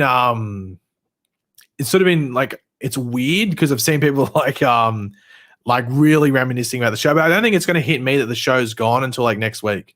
Like the show's over. Like I'll still like just remember like what would you call it? Retrospective stuff and everything like that. And if Eric Wallace ever does an interview talking about this, which I don't know if it's ever going to happen because the time might go where after the writer's strike, I don't even know when he's going to do something, if he ever will. I'm not too sure. But yeah, like there's still going to be some stuff there, but like it's going to be weird not having the show. Like I've seen like a lot of videos of people like really tearing up and crying and stuff, which I can understand. I saw some people trying to like make fun of that. And I'm like, I think the fact that someone's, you know, showing emotion and like, how would you word it? You know, whether it's crying or, you know, just speaking like, you know, from like your heart or something like that, it shows you care. And that means the show meant something and, you know, the Arrowverse meant something. So yeah. Will you ever do a watch party rewatching the show? It's hard to do that though. Like I wish there was something that you could like, it was easy to do that. Like something like this where I could sit here like that and, you know, the episode plays here or something like that. But I mean, there's nothing really like that online. So unfortunately, because of copyright and stuff like that. So it's a bit of an issue. I mean, there was one thing that I wouldn't mind doing, but it's something that I'd like to leave for like at least a month or so. Because people wanted me to do like a rewatch sort of podcast thing. I feel like it's weird that I would be the one that does that. Because does Kick let you do it? It does, doesn't it? No, actually it does, because people are reacting to sport on Kick. They're playing like the NBA final, the NBA playoffs. I know that's a fact. They're playing NBA on Kick. That is true. You could do it on Kick now that I think about it. I forgot about that because I know that people are doing sport, and I guess that's the same thing, copyright. Anyway, will you buy the complete box set, 1 to 9 Blu-ray or DVD?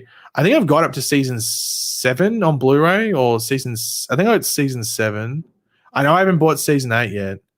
I think I got up to I got all of Arrow.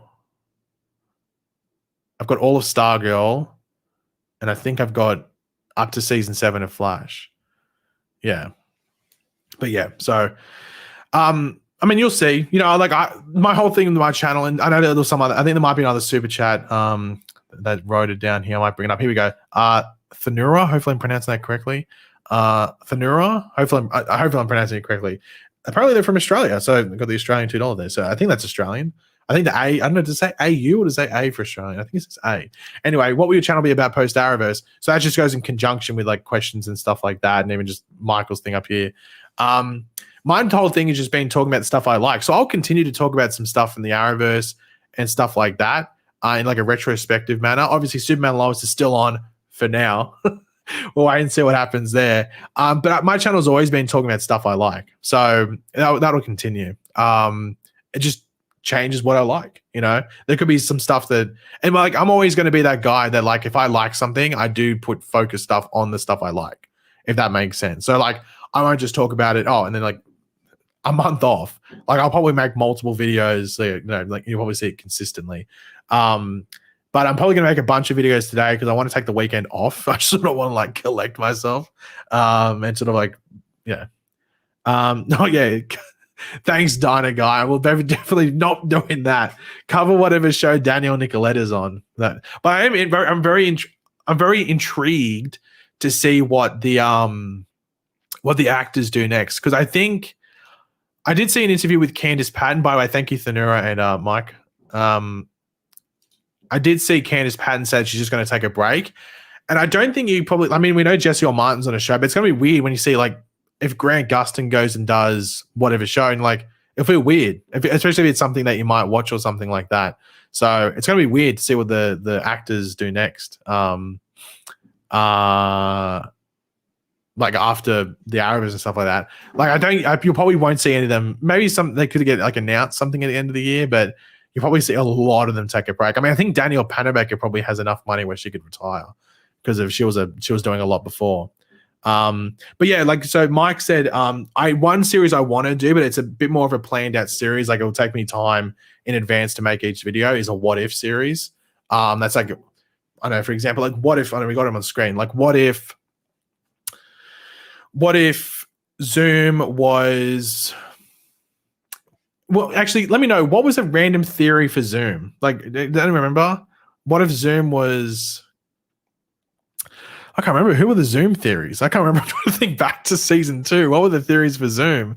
Anyway, like what if Zoom was one of those other theories from season 2? I might have to actually go back and see what some of those crazy theories were for who Zoom was. But what if it was that? And then you create a story around that. If Grant made 200,000 an episode, he would have, yeah, but he didn't make 200,000 from season 1. He would have had like, I'm not too sure how much he would have had from season 1 through to season 7, because that was his initial contract. Yeah. What if Zoom was DaBaby? I mean, that'd be interesting. Wait, is DaBaby the one that like assaulted a lot of people? I don't know. Anyway, was that Lil Baby? I don't know. And what if Zoom was Lady Gaga? That'd be interesting. Anyway, GPG said one of them was yes. Thanks, by the way. But I sent you something somewhat funny as well. Okay. I'll have a look on the Instagram thing on my phone. Yeah, I'll look on my phone before I do anything. But I'll look that up in a second, GPG. Thank you very much for that. Lone Wolf said, what if DeVoe had all his powers? I think if DeVoe showed up in that finale, maybe he would have been too overpowered. So maybe it's probably smart not to bring him in. But also Eddie brought all the villains back through the negative speed force. So I don't know how he would bring back DeVoe. So that was probably, and it made sense that, yeah. So I think doing that was probably the right way to go. But I think if DeVoe came back, it'd be overpowered, really overpowered. So it's probably a smart thing they didn't bring him back. But thank you very much for that, Lone Wolf. UFO Fanatic said, why did Barry say he can go faster than the speed of sound at the end to Baby Nora when he should have said faster than the speed of light? I don't know. I wouldn't be able to answer that. I guess that's script wise, but I must say the ending, like that was what made me tear up. The ending when he was like, because he picks up the book and he's like, I thought he was going to read Runaway Dinosaur. And I was like, okay, that's a nice sort of thing. I was like, okay, that sort of like ties into Barry's childhood. But then he closes it and goes to just tell her the story about him as the Flash. I thought that was really nice. Like that's example of Eric Wallace. He can write an ending like that, which is super emotional and really good. And then like there's just some weird story stuff there. So I think now that I think about it, like Eric Wallace seems to write Barry really good when he's just writing about like Barry. If that makes sense. I feel like when he tries to write Flash stuff, he sometimes falls over and stumbles over. I think he writes Barry when he's just writing Barry really good. Like even if you go back to like the Last Temptation of Barry Allen episodes, I feel like he just writes Barry really good. It's really weird now that I think about it. He seems to write Barry really good when he needs to write like a Barry-centric thing. I'm going to have to look into that and see exactly like his consistency with that. Anyway, but thank you very much for that, UFO. What happened to Sue Dearborn? I don't know. Was she even? No, so the actress was pregnant. That's what she was. She was pregnant. So I think that's why she didn't show up. I think so. I know the actress was pregnant, but I don't know. how far along she was. So yeah, but yeah, I mean, she's paid. She was involved in the final season because they have her like was she like help Iris out or something? Is it something like that? Yeah, that's the issue. He struggles with Barry and Iris together. I mean, Iris I think got done pretty dirty in the finale. I know Iris has been a bit of an inconsistent character, though. I think she's been pretty. I think she's been fine since like season 6 onwards. But I feel like she had like 3 scenes. It was really weird that she wasn't in the finale that much. Sue's traveling the world with Ralph. I don't even know. When was the last time they even mentioned Ralph? I can't remember. Anor said, I think the villains should have come back in the first episode in the Cobalt Blue storyline. We never even saw Barry interact with them. I was disappointed by that. But I think, like, obviously we were meant to, but COVID, that's unfortunate. Like, COVID really ruined some of the cooler stuff that would have been cool to see, that people sort of wanted to see for a while. But yeah, that's what if they did the Cobalt Blue storyline, it was much longer, whether it was the entire season or just like it influenced the Red Death arc and then sort of played out straight after that. You could have seen like Zoom and Godspeed come back and we get that newspaper tease. So Zoom and Godspeed all of a sudden show up, start tearing apart Central City to mess with Barry for whatever reason it might be. And then either Barry has to verse them or they get taken away and disappear again. And Barry's just confused what the hell's happening. So you could have got something like that. Unfortunately, we didn't, but maybe in a different timeline, a perfect world or something like that. But yeah, like I think maybe not the first episode. Oh, do you mean in the first episode in the Cobalt Blue storyline? Well, yeah, even then that still could have played off like that. So, I don't know. Things obviously could have been done better, but it's just like, I mean, it's already done, so there's not much thought. There's no real need to like overthink it now, but at the same time, it's like, oh god, could have been done a bit better. Dustin said, after seeing a body broken down to dirt and then rebuilt, I wanted a more magicy bringing both Snow and Caitlin. The mother probably has samples. Eddie didn't deserve evil ending. I do feel Eddie's ending, I think it works in regards to what the story wanted to be, but it does feel a bit weird that Eddie's now just, that's what he is. He's not the Paragon, sorry. He's the avatar of the negative speed force. So it feels like such a weird thing but I guess he's a thorn, so maybe it feels right that that's that. But it does feel weird that's where he leaves off, but at least he didn't like, I think we like that it's ended on like a very, like they're coexisting, as they said. So like I'm fine with that to an extent. It just does feel weird. Like if you said someone like that's where Eddie's going to end off, you'd second guess and go, is that really the right decision? When you watch the finale, I think it still works to an extent, but it does feel weird that's who the negative Speed Force avatar is, Eddie. That does feel weird. In regards to the Caitlyn thing, I'm not too surprised with how it left off, but they probably could have brought Frost back. Like the Keone probably could have brought Frost back. Like, I mean, there would be. I mean, Caitlyn had her hair, didn't she? So they could have like, wasn't that what she was doing? Wasn't she getting her hair or something like to use when she was doing all that experiment stuff? So surely there'd be some sort of like remnants of Frost that Keone could have brought her back to life. Like obviously the Caitlyn was the important one, but they easily could have brought Frost back. So it's a bit weird they didn't, but maybe they didn't want to do that. I'm not too sure. Now, we'll try and get through the rest of these super chats really quickly. I didn't realize they're bunching up. Lone Wolf said, should have been Barry versus Cobalt, then Thorn backstabs Cobalt, then fights Barry. Nora versus Savitar, Jay versus Zoom, Impulse versus Godspeed. Well, yeah, in a perfect world where we could get Bart Allen back, you could have done that. I mean, just unfortunate things happen that way. But yeah, like I think that fight scene could have been better, but I think the fight scene wasn't what Eric Wallace necessarily wanted to do. I think it was just like a way to get rid of the villains after doing like the negative Speed Force scene and stuff like that. But I think it should have been handled better. I think that's an obvious thing. I think that's pretty obvious. But thank you very much for that, Lone Wolf. Jimmy Touchdown said the finale was so bad you could tell it was budget strapped. Negative Speed Force was Barry/Iris's apartment. Nerfed all the speeds to villains. Awful. What was the negative Speed Force last season? I feel like it was because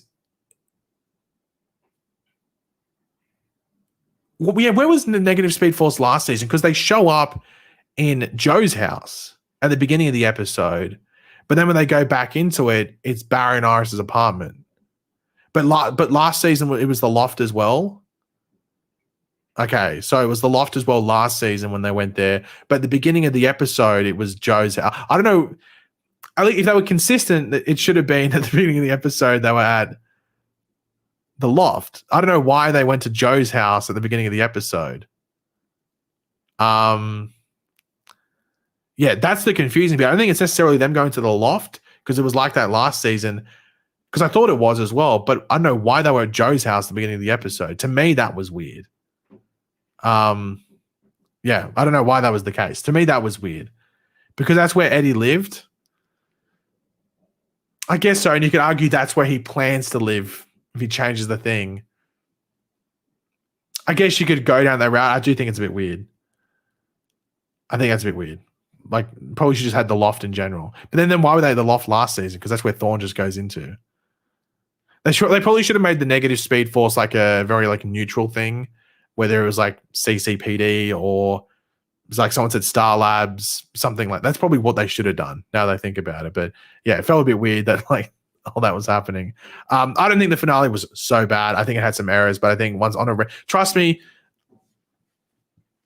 Don't think I'm just saying this and like making you do something that you don't want to do.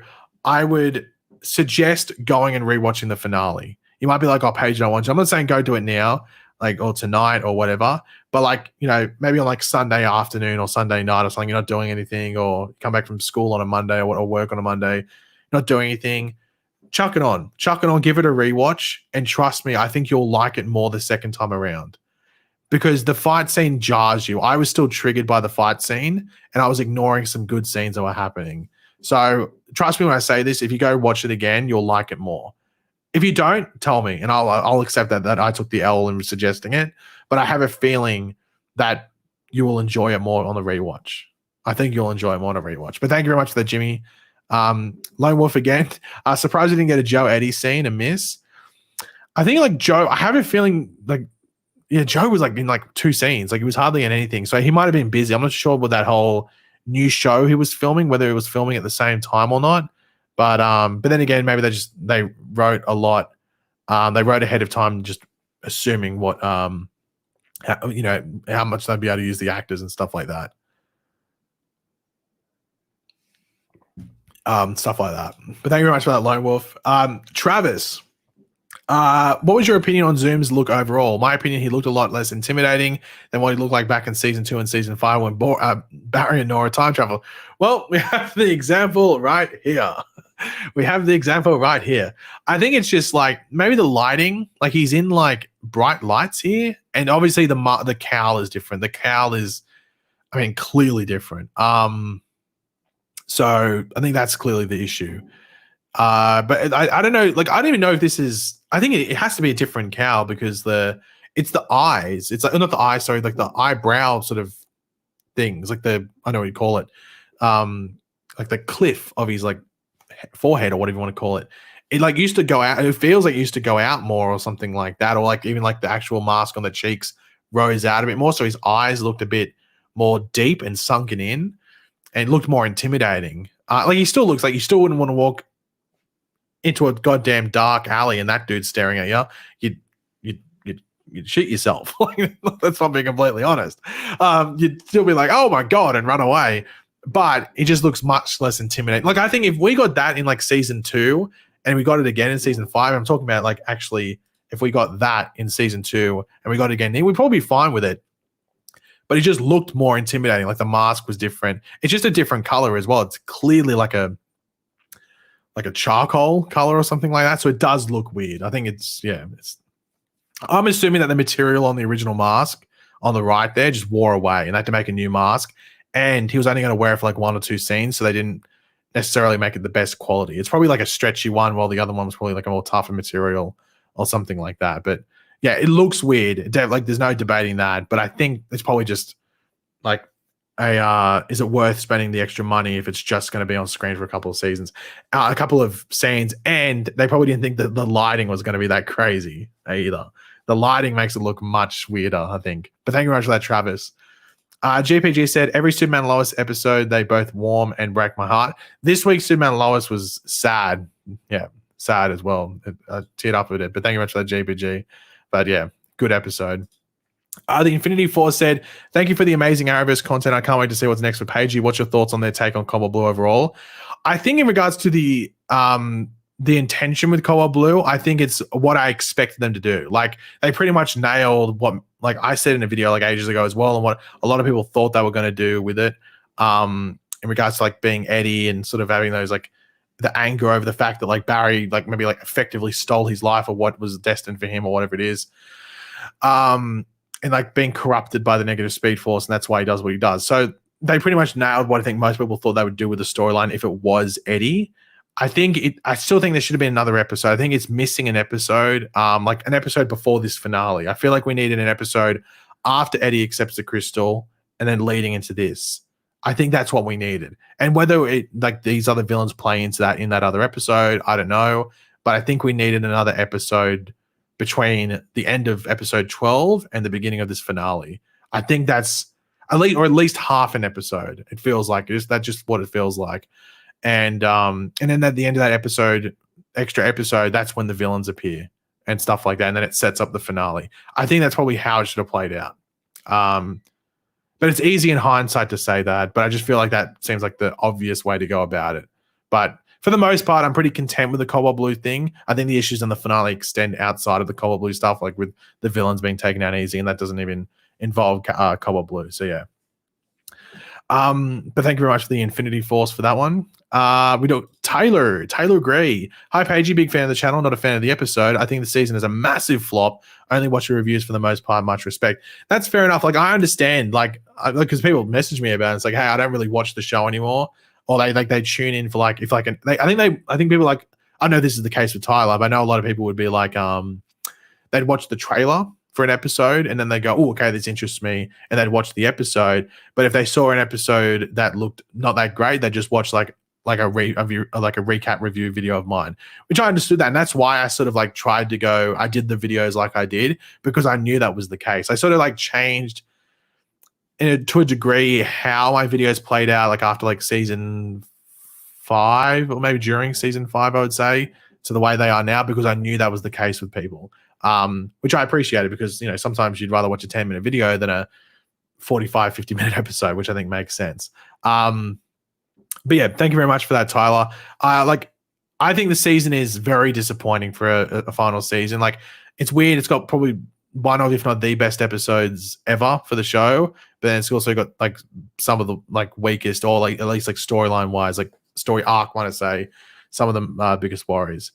What if it was 23 episodes and not 13? I mean, it was never going to be 23, but I would have liked the season to be maybe like 15 at the very least. I think Eric Walsh was banking on 15 or 18 episodes. I think that's what he was counting on. But yeah, but thank you very much for that, Tyler. Teeny again, Zoom's voice is different. Listen from season 2 and season 9. That just might be Tony Todd, because there's still Tony Todd doing the voice, and that's just be him. Like, you got to remember, he does that voice a lot of the time. I don't know how strenuous it is on the vocal cords and stuff like that. So it was Tony Todd. So there's like, it might have been like Sabotage sounded the same to me. At least to me, he sounded like he did back in season 3. So what Tobin Bell was doing was the same, but Tony Todd's voice might have changed. I'm not too sure. But then again, he's doing the Venom voice in the Spider-Man game, and in the trailer for that game that they released a while ago, it sounds like Zoom. So I don't know. Maybe it was like a quick thing. Maybe like it wasn't recorded on a bit. Maybe he did it at home. Maybe he had, because he's a voice artist, like a voice actor. So he'd probably have like a home studio or something like that. So maybe he recorded on there and it wasn't the like the perfect thing. Yeah, it said Tony Todd as the voice of Zoom and Tobin Bell as the voice of Sabotage. So they did the voices, but maybe because that was so short, there wasn't like maybe they did them really quickly and stuff like that. Honestly, Ethan, I have no idea why Sabatage's voice sounded weird in the trailer.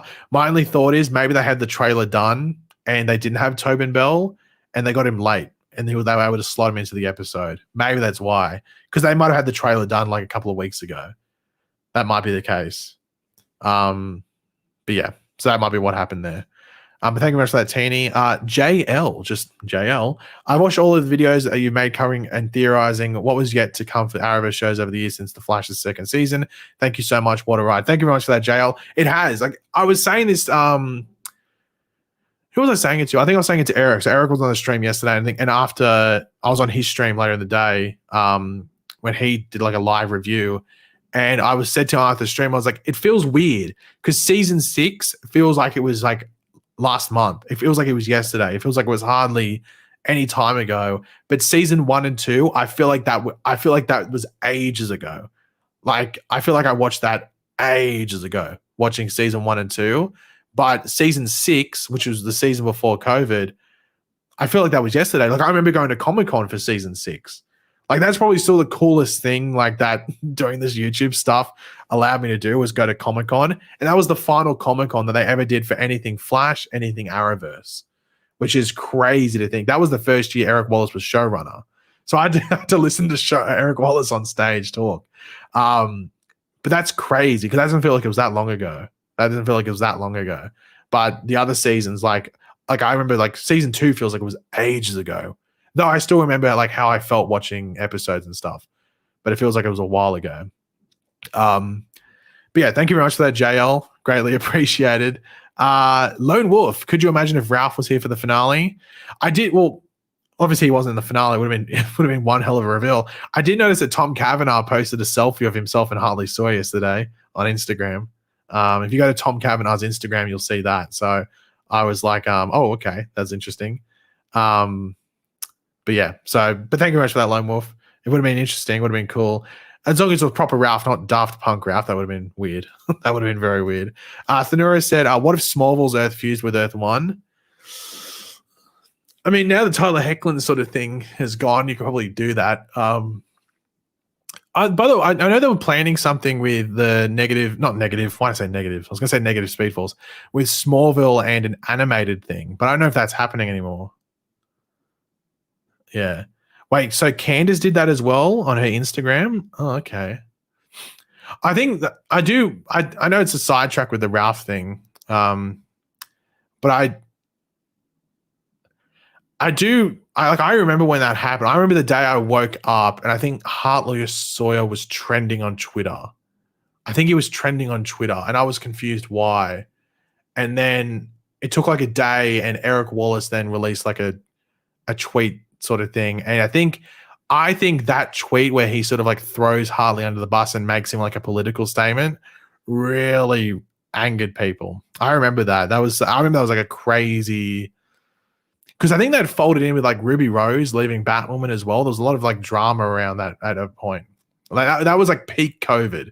The Hartley Sawyer drama. Funnily enough, he got the reason people looked at those tweets is because he had posted a George Floyd thing or something like that. And they're like, how dare you? He got cancelled. It was crazy. It was the craziest thing. He got cancelled because he posted it like I think it was a thing in support of George Floyd. It was crazy. Anyway, that was peak COVID. That was when the world was going absolutely insane.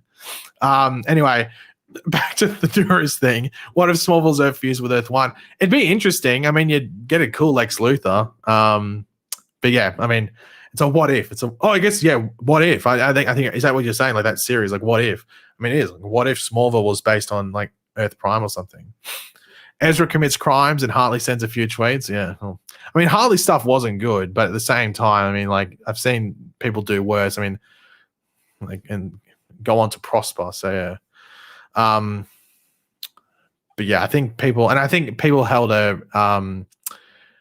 resented Grant for a bit because Grant sort of like appeared to be pretty close with Hartley and stuff like that, at least on set, and like just sort of reposted Eric Wallace's thing and that was it. Didn't really say anything about it. But I mean, I don't know what he could have said outside of that. G.I. said, Paigey, how do you feel about the timeline, power, and speed of Speeds as being all over the place? Remember up in season 5, it used to make sense. I think that's the issue. It was like, how fast can Barry get to the point where you're just saying like, Mark, 54 million. Like it got to that point. I think when they like introduced certain powers with Barry, I thought they somewhat stayed consistent with it for a bit. The one that always grinded my gears was Flash Time. I was like, Flash Time does not really, I always had an issue when they introduced it, and I was like, they're not going to be able to use this consistently. And they use it for like, I mean, they used it at the end of season 4, and I think there's a scene in, is it season 6? I think, is it season 6 that Barry does it with Iris? Like, not does it, but like, does, flash time and talks to her. Oh no, is it season 6? I think because they do it a couple times in season 4. But yeah, I can't remember in like season 6. I have a feeling in season 6 or maybe 7 he does it as well. Yeah, but it's in the courthouse. That was season 4 as well. Like Enter Flash Time was introduced with season 4. So I'm trying to think of like, I think it was in season 6 they do it again. But that was it. They hardly ever used what do you call it? Flash Time. It was just really in season 4 they used it, which is a cool ass ability. And to be honest, they actually sort of do it in, I mean, I guess they do it in the Flash movie. You'll see in the Flash movie, there's a cool scene where it's a sort of like Flash Time. But yeah, I mean, Flash Time is the one that always annoyed me when they didn't do more of it, but no, it's season 7 with Cisco and does he do it now? I know he does it at the end of season 4 with Cisco and Caitlin when like, but that's what I mean. Like they do it more, they focus on it then. But it might have been season 7. Maybe it was season 7. I knew it was like a couple of seasons later. It's not a spoiler. I won't spoil in the Flash movie when it happens, but there's like a Flash Time-esque sort of scene where he goes super, super fast. But yeah. But thank you very much for that, GI. Is it GI? Yeah, GI. I thought it was GL for a second, but yeah, GI. Sorry, I thought I was mispronouncing it. Tyler became a member. Thank you very much for that, Tyler. Greatly appreciated. The Infinity Force said, what's your thoughts on Keone overall? I think she was like, I understand why, she was overpowered and stuff, and I guess it was like an extent to need her, I guess put Barry into the negative speed force. But I don't know why she had to be introduced in episode 2. Well, actually, I know why. It's because Daniel Panabaker is a series regular. But at the same time, I feel like Keone wasn't needed. Like, I feel like they just like dragged her throughout the season. I feel like they should have done something else there. I know what you could have done because Daniel Panabaker is a series regular and she's also an OG, so you can't just like not include her. But it feels like, I don't know. I think Keone could have been done better. I don't know how you could have done it better, but yeah, it's to the point where I don't even know why they got rid of Caitlin. I think they should just use Caitlin and then had someone else put Barry into the negative speed force. Maybe like, I don't know who it might be, whoever it might be. Like do something else like that, or not even involve that thing where Barry goes inside of the negative speed force. So I think I probably just preferred Caitlin. I think most people would have. Oh, well, yeah, Eric Wallace said that they had a 2-season plan for Keone, but I mean, the 1-season thing didn't even really work. So I think I would have preferred if it was just Caitlin, to be completely honest. And then maybe they should have had it that when Caitlin went in there, she became like she was back in season 3. They knew they pretty much knew season 9 was going to be the last season. So they should have just made Caitlin back into Killer Frost Caitlin, where she has the bipolar thing, but in a way where she can just go Killer Frost, and then she becomes Frost, but she's a hero. I think that would have worked better. I think people would have preferred that than having Cecile and Allegra out in the field, because people like Killer Frost. Anyway, but I think Keone overall wasn't great. I don't think Daniel Panabaker liked playing Keone too much, to be completely honest. But yeah. But thank you very much for that in the Infinity Force. And then Cody said, I think Next Star really crippled this season, to be honest. I think the budget was cut down. Obviously, the fact it went down to 13 episodes was a highlight of Next Star. But also, they didn't get any money from it. Like it's still a Netflix show thingo. What do you call it? Flash. So like Warner Brothers TV is going to profit off it a lot. But Next Star's really getting nothing out of it. So that's why I'm sort of happy that the Flash ended with season 9 and not season 10, because I think Next Star would have even crippled it more in regards to budget. Like, who knows? It literally would have become Cecile the show. I know people say that. I don't agree with that necessarily. Still think Barry's sort of the main character. I say sort of. But season 10 would definitely like push that across the line, I think. Yeah, I agree. Haley says at least the show was able to end on its own and not get cancelled like so many others. That's why I'm eternally grateful that the Flash got its 9th season in this fashion, and they knew it was their last, and that it got to end the Arrowverse. It got to be the show that ended the Arrowverse. It wouldn't have felt right if like it was Legends or Batwoman or something like that, or the Flash got cancelled. I think the Flash would ever get cancelled I don't think Warner Brothers TV would allow that to be a headline. Sort of like how that's why I don't think Superman and Lois necessarily will get cancelled, though it might move to HBO Max.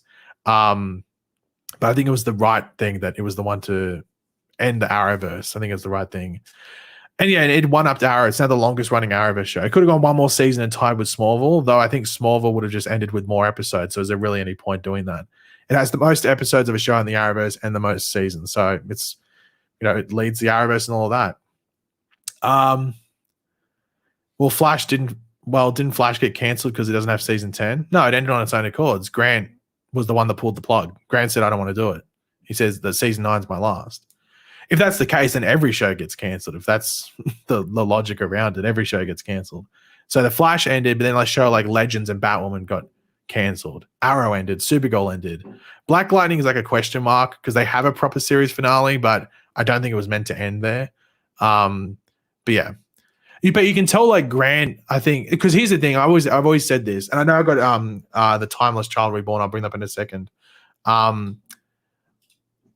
My whole viewpoint on this thing is like a lot of these shows, I think like something like Supergirl probably would have gone like another 2 or 3 seasons, but the show's filmed in Vancouver, and like it's not like Vancouver's a hole or something or anything like that. Apparently it's a nice city, but it's also not home. So like imagine if you have your family or your friends and stuff, and you live in, I don't know, let's just use LA because that's where they all live. And but you have to live 9 months of the year, like back and forth sometimes in like another city that you maybe don't feel is home. Like you wouldn't want to do that. And these guys did it for 9 years, like 9 seasons. Sure, they get paid comfortably. Like they get paid quite comfortably. But at the same time, it sometimes like puts a pause on your life. Like I think Candace Patton said like she felt like she didn't even really have a life for like 9 years. Like at least, especially after like the first season or something like that.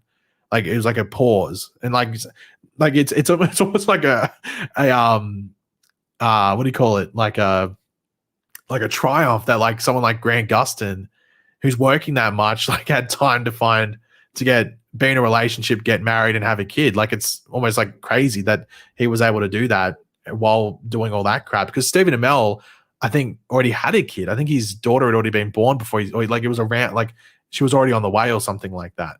So yeah, like if these shows filmed in LA or something, I think Supergirl, for example, would have gone for like another 2 or 3 seasons. I think Grant would probably go until like the show maybe was it, but they don't get to live where they're actually from, or like that they prefer to live. So it's just a thing. Yeah. I will bring up Maximum. So Maximum said, brings up before I bring up Timeless as one. Still haven't repaired Star Labs in 9 years. I was a bit annoyed that there wasn't like even just the lines. Like maybe we should fix that roof. Like just like something minor like that. Maybe there was, and they had to cut stuff out or something. I'm sure there was like a little like lines and stuff they wanted to put in there that they couldn't do. But yeah. But we're gonna wrap up the stream in a couple of minutes, guys. We're going for over 2 hours. That's insane. But I will bring up Timeless's super chat here. We got through all the super chats, which was good, while also going back and forth with the chat and stuff. But opinion on the battle between Barry and Eddie. It felt, I think if you watch it on its own, maybe it feels weird. Oh, no, sorry. I think on its own, I think it works for a scene, but I don't think it had the proper build up. I think it needed some more build up to the point where I think Eddie had done some bad stuff as Cobalt Blue, and he'd sort of been pushed into the negative Speed Force control further. And then Barry's able to get him through and sort of coexist and come to reasoning.